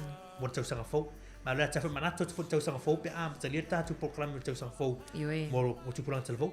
Mana ia tele ia Mari la songa fua pe ona ta wale sa oni ta fa na ni New Zealand ia walta pe na fo ila to suenga ia ia pole to ala lo masani lava ma Mari ma pokalame ia try your best ia whatotua i le atua, awe te pisi solo i nisi mea nei taimi nei na o lau mea o ngā lava e te tāpena ima e sauni mō lau suenga i le asonga fua. All the very best to all the students that are sitting NCEA level 1, level 2, level 3 ia this year. Ia manu ia te le lava tu suenga le atua alo atuai i le vai aso fō. Ia, tō whene ana ono loa tātou mai le teimi e taulunga tātou pulkalame o le uto 3 minute le tu lai 5. Ia tātou whaafu le leas role lunga frequency. Ia le uta pena mai pulkalame api fwe whaatini le tu lai 5. Sepa i le tu lai ono. Na o Facebook, ma le YouTube e te whaiona e mafuta mai iai. Sa moa le atu nupele, ia le uta taulunga atu tātou tautua i le ia so for really. Mo le atu wha maaloma le whaafutai i le tātou tunu i lunga le tātou frequency. Ia o le mwhaion mafuta mai lava le asonga fua si o mai neas really. Se upo se talau se ngana wa le tau tamali i lau whaafoanga. Ia lafo inu le aina, e poto lava le tau tai, ia e se lava la nātu yama. Ia manuia nei va yaso, me se whaile anga ia tu i sauninga o le asa. Ngā te whaile auni ngalo tātu tuinga o tuipi pui le aso a tai au, mai le tu la iwa le tai au, si e pa ia le tu la 5, whaasa lau tātu le tio le tai au tai au. Whaiona e mafuta mai lunga tātu le tio, e mwhaiona anga ia tu ina i le Waitangi Roa mo le wha moina le aso a tai au. Pena fo i la sa i le vaccination clinic a le Ecclesia Katoliko i le Lamui Wellington nei. Whaina lua tasi valu High Street i Lower Hutt i le Hutt Valley. A mo le teimi nei mani siu fonga lo mua le fionga li pule i mana whainga luenga mātou te whātou whāwha fua.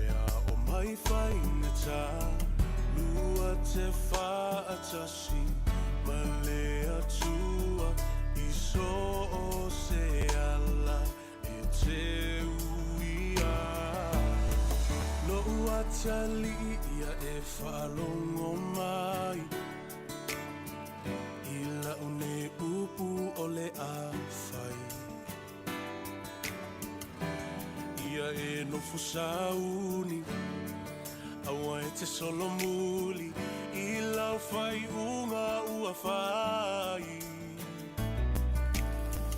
o le lalo langi nei e tumu I mea mase e te le whao so songa e vai ai o langona ia e loto tele awa e te fefe Aluma le fia lo uatali e manuia Aloi o fai vai a manuia Aua e te loto vai pea o mai whainga ta Lua te whatasi ma le atua I so se ala e te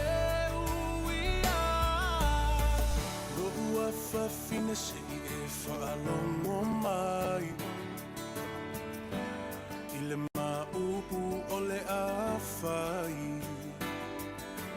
Me e manatu mama I loi matau lo tina A o e folau I le vasa loa loa E whainga ta O e malua I le ainga nei Lo ua fafine se alofa fai lelei Ta ai e se lau fala Tu e se le aluga Fa amalo si mai se ia o I le taununga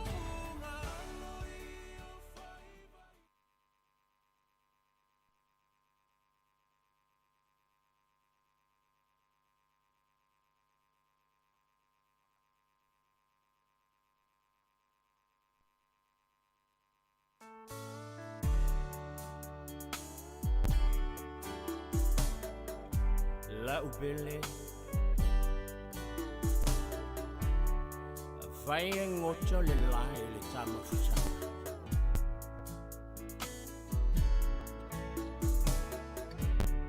Oje jojo se lili sama-sama yo batafa e fai lea mavainga o lea lofa a fai ai muti lene o lana ya ei loa o lo vanganga ma o na fai wacha wachala o che cho se li sama sama yo tafa la fai la foi le taya I ave o le la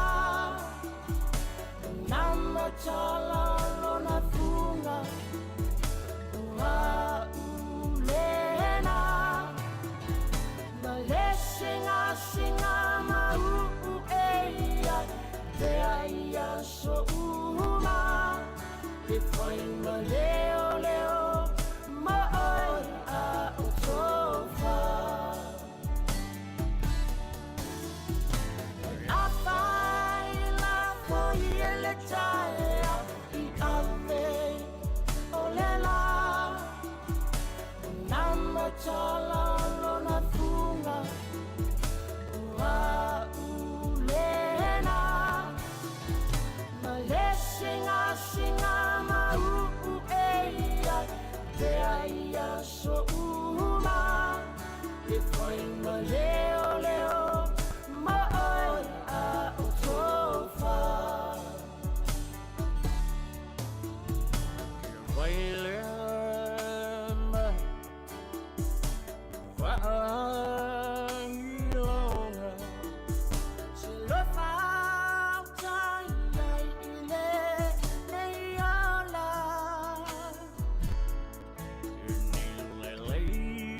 Manila ile chama fuchanga awa ile chala no ile pala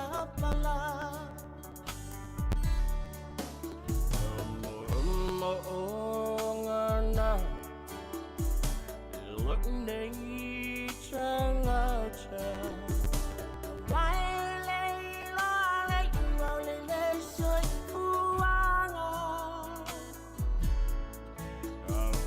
Java aselu Shacha follow mai Tasilo cha alunga sa alungani La fai la foi le taya I ave o le la Nama chala lona funga wa ulena ma singa ma eia te aia so uma e foi ma leo ma oi a utofa la fai la foi le taya I ave o le la nama chala lona funga wa ulena ma singa ma eia te aia so uma e foi ma leo ma oi a utofa la upele vai ngoccio le lai le tama Oje jojo se lili sama-sama yo batafa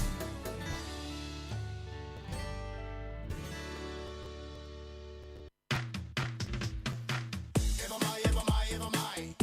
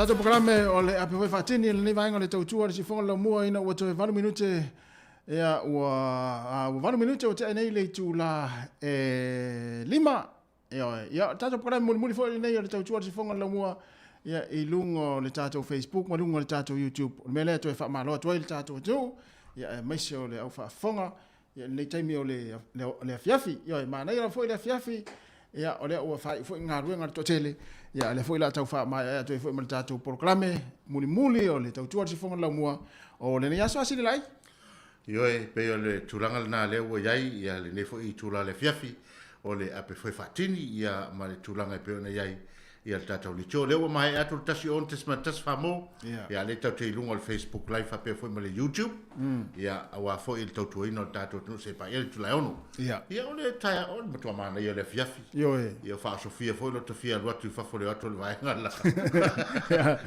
Ma ia te le pokalame tupulanga talavou ina mai atu. Se le mana ia o le talanoa nei whana wa onga. Ioe. Si nei tamaita ia na whatalanoa nei tātou pokalame o tupulanga talavou oka. Se mana ia o se mea alofa fwoi tāua fwoi lea mo le krisi masi mo nei mātu o lo tāpoi mai. Se fwoi o le si vaenga tāua le iei mo le uso masanga. E masanga e o whatas. Ia leo o le su e afa i longa ia e foi su fa i longa fatas. Ia wai fa pe lava mo me wingo masa. E loto fatas. E tutu sa e le fa na lu sia no foris. Ia e fa tai foi fa nga malo na fa yo no mai fatas ia wa mo ia va no ia. E mai fatas ia le au so masanga. Ia le la o mai tonu le ia ma ne foi tapo inga na la tu ainga i nei. Ia ngata ia kilani ia nei i Wellington. Ia lea wa ia pe ia upu nei vai aso pati ta otto alfe po. Ia ma. Ia fa me o le fai o le mouta le mutai ia o te aso nei momo. Ia le la mori la ufonga. Ia le la o mori la ufonga. Por mele le la fai de la ole so fa te se me samo. Mori la au ia. Ola la au in tau. Ia na malo fa malo e le fengo fie fo ile mo ni tinu vala matua ona onga mele mori fa malo male i nei fa nau me se ia nei tamaita ia sa tal no jato proklami. Ia tu lo se tu. Ia teino lo mo. Wale pula finga le la o fo le ia e fa nga fo ile tulanga peina mo mai la to skolsipi mai samo ia le la nga lu la malo ia stemi po ntau sanga iluma polisi lu tau sanga ia le o la no to inga to fo mai ia to fa wa la o ngai ne Wellington lo ingo teino le la mo Wellington ia po teino for hurricanes ia ai vai la masalo le afso tai pia fo i mamari ma ana inicio programa i pia fai fo insalo mai la o sa mo sisi aso iluma programa tu pulanga talavou ia o te lola afso tai fa la to ma ana mari ia pia fa pia watu fo i fainga venga sa mo ia masalo le ai fo stemio la tal no mai la o mai sa mo ia programa tu pulanga talavou ia wa le wa teino hurricanes ma teino o lo mo Wellington patalo fatu sunga ya mali siva ale wo ilungo tato Facebook le la nione fa pe foi amile tau a sioni ya ma oi si vai nga nai ya sa foi nga fa fili ya o mo me tato fa salongo Christina va Christina Juliano ya fa pe foi ya to telo la to le ilungo tato Facebook la termine ya tato pese atas pese mal siva ya mana ya si fongo la mo Wellington tapu ane me le apoe fatini ia nei minute foi leo na mate foi leo lo faanga ia ma familianga mo ila to le a fa ipo tai ao ma fa imo vai aso ia me se foi aso fa nau wa foi ia aso fa nau le fa manatu tai ao 50 anniversaries o luas fultasi o se lauta usanga ia tai foi luma ia on tatu le pesena ia mo to alela fa solo tatu programe ia ma telefon tatu leina fai mai lau skoa ia at tala tro leina fai mai lau skoa ta longa lo peleki ma forani fa ingol vayaso ya sto titi foi to fa ilo atu ele lisol tatu au le wa mai le man sa mo walta longa vayaso fo ya fa watu tatu pese le tatu programe le foi fa tini yo ya na ya tatu fo ni temi fiaf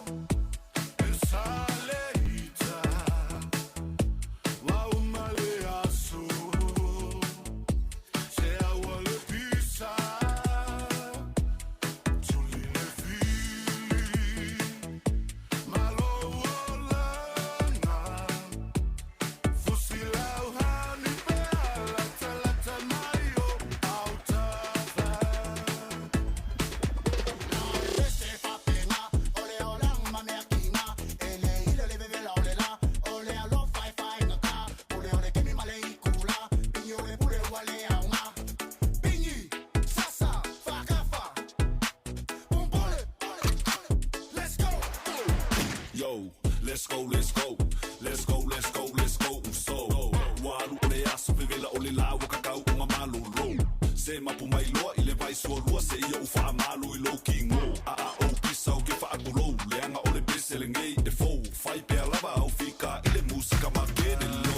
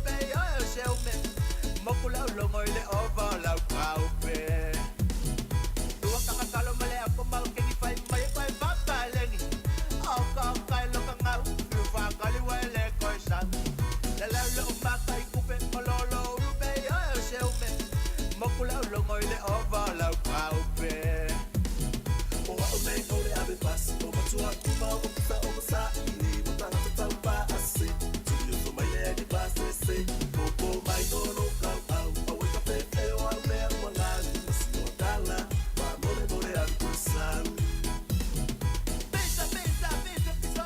Tunga ya sanele atonio ya ma obingara foi na pasi sa mo ya sola a toso le longo tato e ti ngana fa longo tu fa mai ya la toso a sole a te pasi sa mo ya soi e se ha te pas e ma fo ona u te pas ona le onga pa wana o taimi o te pas ona o le onga a o se u foi le fa pe te pas fo le tafa o ye le si fe au le ina u te mo le olanga na si le lai yo ya sa wa tele na to mai ti a to le o onga to te pas yo a mi sa tan fo sa fa il pito tua e te lo e na vai te e alu te pas se la ngona lo tino lo sa o mele te fai a wa foi te tilo mo metanga te ya e o foi pas to mai tau le o pe o tanga le o fe alu e do wala to pasito sa to la to le te pas apena ya pe o nei ya o ia te pas te pas foi le va pe na o le aso foi le mafti ia o nga ia so ia fa mai o to e fa linga lu paula na termino te pasite lo to e pia mo fa no lo to e mo fa no to sa wel pas au te lo pala me ina ma to te lo te pasi so le a foi a skeli nei tamana o le pe ia finga wenga bankari pe stadi tamana to yo ya e tinga fa ana vai wa tumu le pasi foi le to e foi inu tua ma so le ala no fo tamana ta si ina isi te tia onga ma pe o me na tele no ti pasi vai na ne to tele lo ti pasi te vai ma le sima tamaya ya na se ronga tu pasi fa to a over fale ai lo le so pukako awai lo le mai tau ma so pukako ya nga la ti te pa na wana va pe o ta o le pasi o te le tiro la fa pe te o tiro tu fa na o te ma so mai tu ai mai si pukako Simona Simona ni te pasi ma fu lo le o le la te pasi fa ya lalo le so go fu o le o le te pasi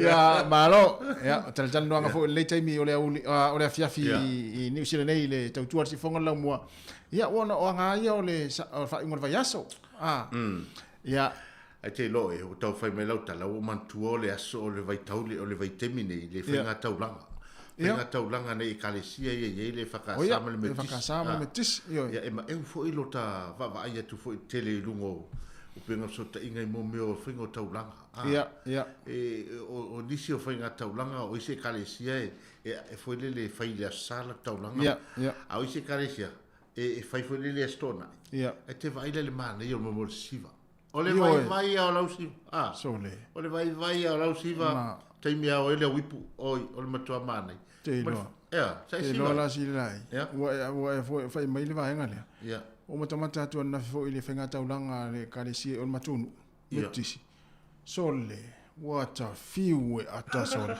so wala lo matu ala sa siva lo matunu sole ya ole watu ale lo matu fo le fo ile na ipu ya ta va tu tarpi ano ale tapi ano ai so le pe ya so to no far karapu so ale mali fo ile me na siva mama siva malama siva foi taulanga siva malama ale siva fo ile Wosi. Wale si se longa pe mo rifto ai lo walu la torsi. A tama saola ia lo matum to in ai le ai se na me so. Te fai. Io vai io le si fai ngata la te vatu. Soli ma tu isa fa ile lo ma tu al finga le. Io wala tutto ina tu ele pu lo ma tu al finga. Ma wa e fo ile fo i le fo i vai ngol so fuanga tanga Samoa mon fai tau langa tanga fai tau langa male fo ile le ale ta unga fai tau langa male loto marie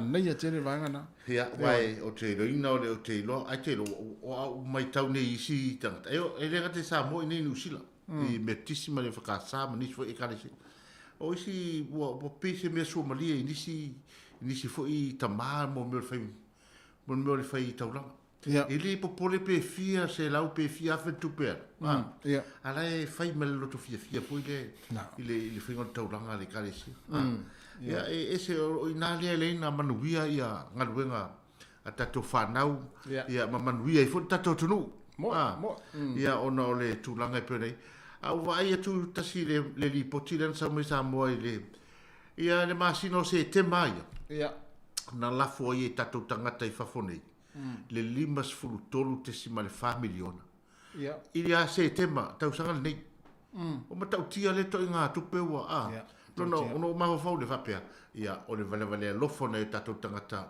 mo na tato matua I sa mo wa finga la toipu fa saudi o la toipu ia ma le tulanga o taulanga pe ia ma lo fe taulanga I pa io tato atunu ia fela val fata fe taulanga e o taulanga ai ia tasi ale au ngama fa mo tato nga taulanga ina ia fa le lei ma mautu le tino le kalisia mu lo taulanga mu taulanga mu le taulanga ana ia ia ole vaenga foi le pe ona I foi por fa ta auto mai le fo fonga ta ya o tato I por rua mo fenga toi ia non fa manato tu pe tato I por rua ia tau fai tato e lango fa mo lea ia ole o tato va ia tu awa wa fati mai ya ngalu fa ma le o sau ngalu mo sau wa ngalu ole to e tau fia ia ole melea ia na fa manato tu pe ma va tu pe tu lalo ia to e di uli wane to fa pe ona e te fa ulu to alo fina ngalo I tato fai ngatui ia pe fo ona watu programming fa interview le na watu tanu atu ai mari minisi ona I fa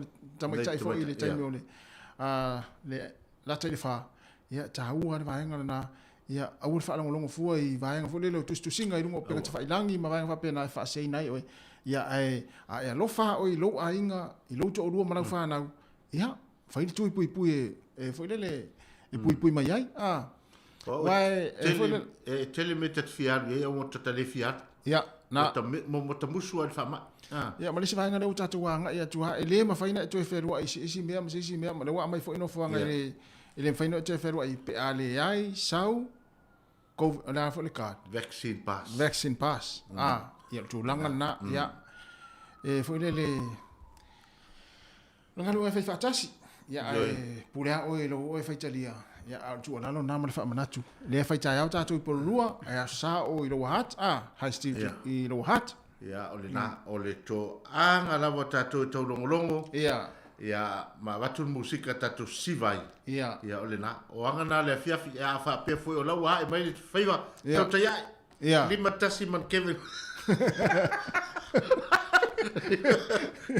o mai tato e val tai nei tau fa mai atu tato programe o le foi fatini ia o le ia fiafi e mai al tato tu I lungo I le tu la ono le fiafi nei ia ai o mai tato e va o le la tala tato leina wal tato score ai fa pe nei la o le a vatu ia a silai ia fai ane se fa manuanga mo ila to ole atu fa tasia sa kala metal fa ponga ia ile fa ungo le nei vai aso tato fa manuia tu ai wal tai masani fa manuia ai mai aloa tato mtisi pese ia ona talo le tato ina mo le score le talonga le ole peleki ia ma farani fa ingo vai aso ia ai tu atu ia te fa stato fa talo fa manuia pe ponga le ingo vai aso tasi ole tati fa manuia atu ia ilato o manava le o sauni atu mo na to Sofia fia la sotai au ia o nisi o le asosa ia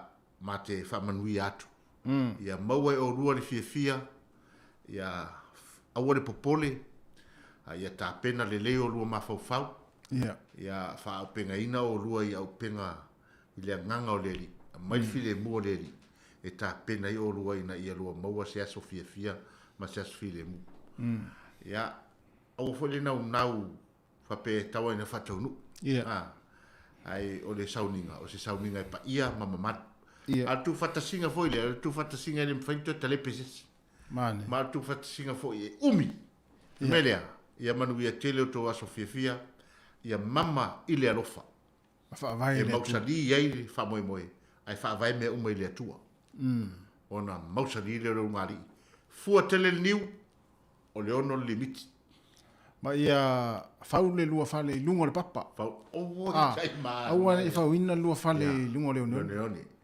Wai ma sofa pe a sofa o fie.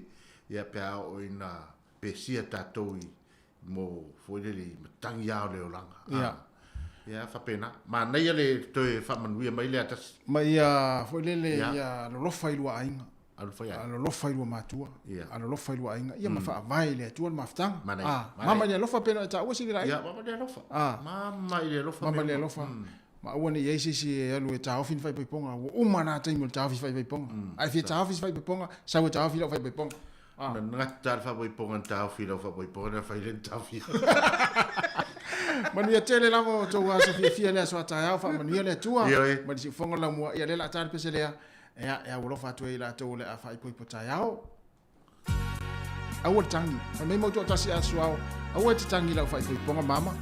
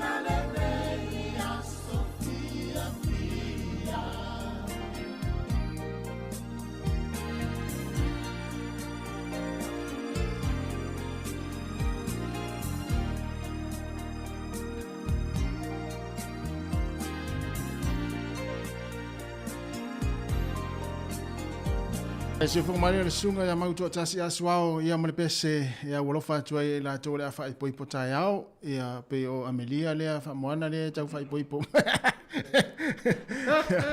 ya manuia lava fo fa ipo ngale aswa tayao Alex tasi te lo lo tamo Alex po fa ipo o ye le uma fa ipo tamo Alex mai male si o fi fa ipo ai fe fitina lai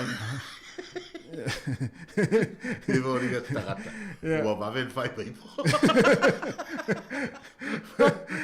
o salamo ai o por pesa tali fa poi ponga tau so tuilang o fa mali na malo va tai sala ta tolena mala mai tolva lima lo fa tasi fai malo skol ta lo ta yao le ta lo ngal fai ngal vaso le ya o blacks mafrani ya ta mai ya pe fia yo talonga ya ta tu tal no tu ai tolva lima lu fatasi fa fo tu Wellington tolva ofa tolva lima lu fatasi ya a fa pe fo yo laite Wellington a wani me o tupu mana ye Wellington ya ta mai fam tal mai lu ta to licho e one ngalo ta to tu ile sa ta ya wai tan lua mo fa pe fo i mal e fa ka sa por lua ya le sa lua ta sivalu ya i High Street le tulai lua ngai le tulai ono le fiafile mana ya ya o stana tato leina ai vala mai o le o to ruas futolo minuto mai ele o tato tu o le nei fiafi ya male nei fo yaso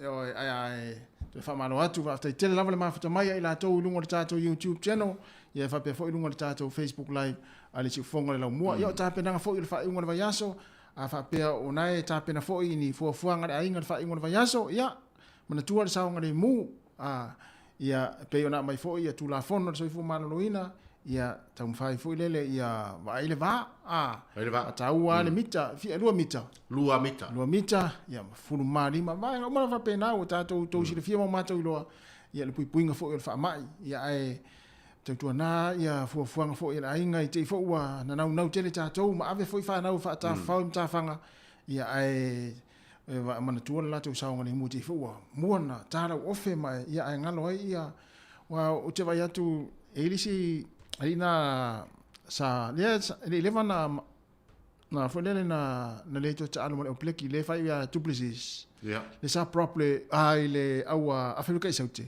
ia sta fa no se tu lo wa fa fu mai le tunu ia ola fai le papaki fu le ia male party ia ai male mo ai si ona tari ai pe ono masina e le matu o pepe ta vai tu ai ia vaso nei ya ia na ia o fu foi le pe fo ninga mai fa le ano ia ia pe fa ta uva le vai ia tu poi fa le lave ia o fa mala tele ia fa pe na foi la o le mana ia lo fa mana tu tato tu termine ia na la pe o fia ave tato fa na wele ngata ile mata fanga ile sami ia au I fo I mo swimming pools ma me tulang fa pena ia me se fo I lagoons ma me la fa yo barbecue fai ia fo le awani ni tu fa wili tamiti manaya la ya lota me titale fa solo ele vai a fa le tal no mai ia tal no ia o fa lo la tal no mai ala fa tal no mai no fa lo to le no vi me fo ba to ai o ma to pa lo la ta mo ai le ala ya wa ma tal vai ngolo fa na ya na to nga tal no fo le pe tal no tanga to lu fa me ya na vile tu fino na tu vile tu na ya te fai fa pena ya la ta no ya na vile tu fa me la te fi le finga fo le tu ma tu e kale si ya ma tau la ya tal no ala ave solo ma te tamati la tal no pe ta usili lai ma fai fa pe ya vai ai an fil ka pa ka le sauna sa wai ma ya tal no ai lu ma te vai tamati wa ai ro vai wa fa tal no ma la tu le fa pe ia ngā putua ia wā sau alai ngalo tamai mai te whai ke kua no ke siwe lo kau ranga vai le libo mai ai whi ngā loni la kau ranga pera ia na mo to ngā tala na mai I e la tu mele to lua vai se long ke le wa mai se long ke le fai ai vai ai mea e sau ai mai oi o fa no kai o la fai ro ia o la el mio la fai io la power no ia foi fie tau lang a o le fie tau lang va pena da o le te pizza ko tau lang ia o le mo tatu va pia tatu score o ton fai mai sin rai male ta fatu tatu au ngale sin rai ia fa ta no fa au sa no mai ia so fo manguia I lo sunga ya li fasa lau nge ya uli nge ko ya plasti ma lo pole so fo manguia ma lang so fo fo I ya lo sunga fo I nge fias ai nga ko va vivia ole me ski fasta au fa mole ole ola ko mengi lengo la ko ngi ko se fa ko ipo kusa ele fa pe ole kuai po le bave a me nga lengo ko se fa ko ipo ma o fa mangui a si la ele fa ka ka fa ko ipo kai Dole, quiero pa manguia ka ka stile la ita vole van ka un paisa un pasti vai ko ipo oi ole mena we to we talo mi fa pena we to vai we o tia le familia nga si lai makua I o ki al fama nga pero fa pia mai ma o to pe o ko yo ele ma tol talo te no al ko le la fa ta tala la tu se fa po fa we po ta manainga ole te ro si lai ole pe pelo tamale o manis te lo na fai melona na comments le no Facebook ana na mata nel tina la inga o tina la inga no wana into vidi mai na fai tina la vidi te fa sa o tala le fai o le fai se tala le meno o le fai se tala le meno vai el mato tu na mentitai eu poli o la fai mal manga tingi fa mo fa longo o kala meria ya na wala o mai mana se te vidi le te fa sa o tala le fai meno Facebook ya men squales ya la cola scopa ya fast food Castillo Plat. Full fiku ya falangi. Sufit falangi.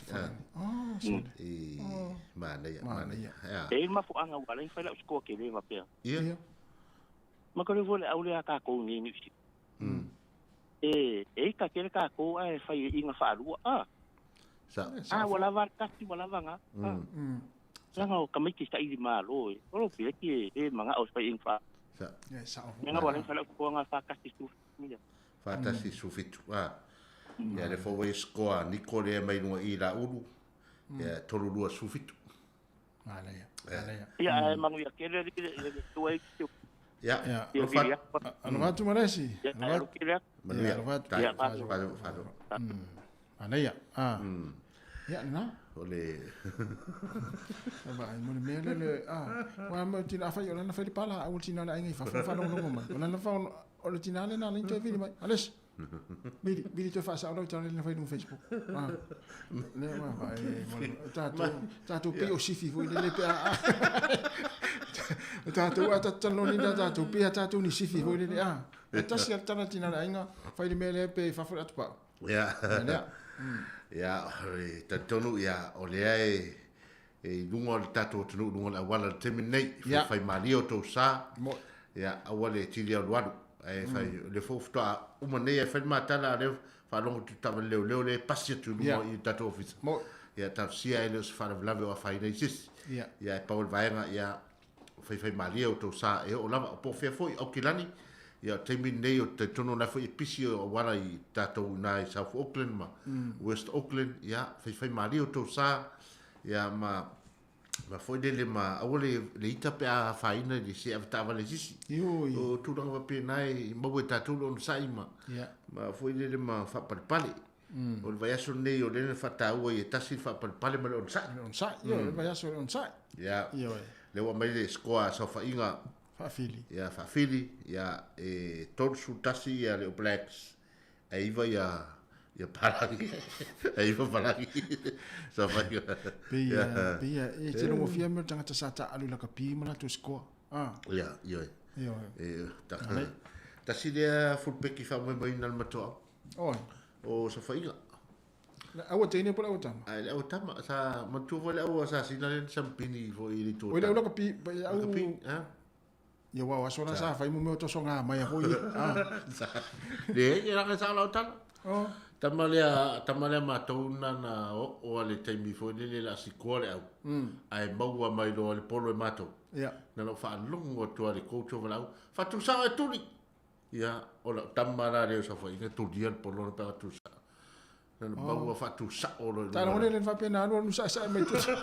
Ta no le fa pena no sa sa mai tu ia ta e si o ia to. O vi kare le ia na e tino matu. Malo maftai le tu maftu mai ta tu pese. Ya, Tu es full 5 minutos na ta le ono, tu fa malo atu lunga awala. A fe e ngalue lunga sta vale afi po sta vale la pasese, la lava sta vale no ngalue le tai mi o le afi. Ia fa le muro sa mai fa fo pe ile tau tu si fonga la mo mai alona ta tu i lunga le Facebook mo le YouTube. Ia ona a mata foi le tato unanga ia ile luas full fight una ilunga tato app le Samoa Capital Radio app ia te anga iai ia ma futa mai dai na awone ngalo subscribe le tato YouTube fa mole Paul na o so soni mai o le fa lo ino le tato le cho si fonga le mo le Samoa Capital Radio o le subscribe na le tu alo lima le upul na subscribe na la no mu ia ona sa roto role o te mata le tele o tato wata na wa ilunga tato YouTube. Ia man tu fo tai wa tai o le tu lai valu. Ia le la to talai tato fa sa launga mai tato ofisa fa sa lau nei limas from Maltasi man Kevin Avenue Polurua. Ia awa fo ile fa tau ile fa ngasolongo tui pui. Ia tato Polurua tara le valu tai o to tara tato fa sa launga. Ia ilunga le Facebook mo le tato YouTube awane emsia ia tato mafuta ile so tai o le la tato pese le. Ia te liu mai ia on tau fa mai le tato to tu o le fiafi. Maria le pese ona e moe lole.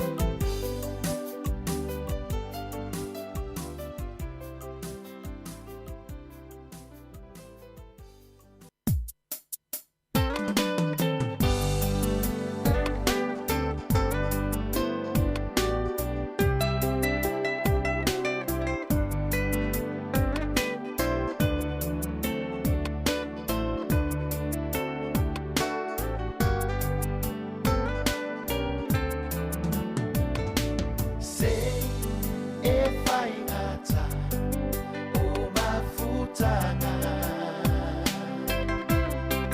pe afusia ile alofa mafana fana e lo usei rosai ua matala ua pua ina mai ele sau lona sasala ua o ia tuma o arasi sa afi afiga o le loto ua santu alasi e alofa e puna mai pea ia so uma ua aveane mama atai mane apito alunga tupuai te atala ale lalo langi ola motu mai itu o ayale matangi ai mana tua ole alofa e fa asili mea umalava a o yo tina o te tu io a utafa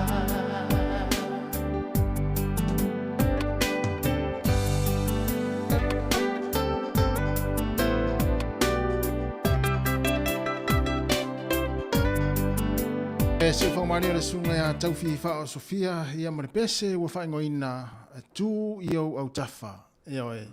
E whōringo mai o upo le pese wha tau tonu ia ili tangata fo ilele e te sulu ia i ni o mawhatianga ia o ili tangata tū i au tafa pia e mawhatia ia o lau ainga, o lau tōlua, o lau whanau, o lau whaife au. Ia maa wo e pele ia te oe. Wo fo ilele wo mo. Wa ele upu wale whakatau whasamo o le wo mo so mai uso mo so vale. Ma le wo ta ele Ia ma le wo fo. Ia. Ia to nga vainga lana, le pese lana, ia. E paua ia wa ia pese la fa solo ma fo mapia. Ia. Po ani fita ma finga ta po ni fa le tonu tupu ia. E o te fa pe fa la tu o to lo o taf. Ia. Ia lo to lua. Oh. La tu o taf ma u lo lima. Ta ua me ani le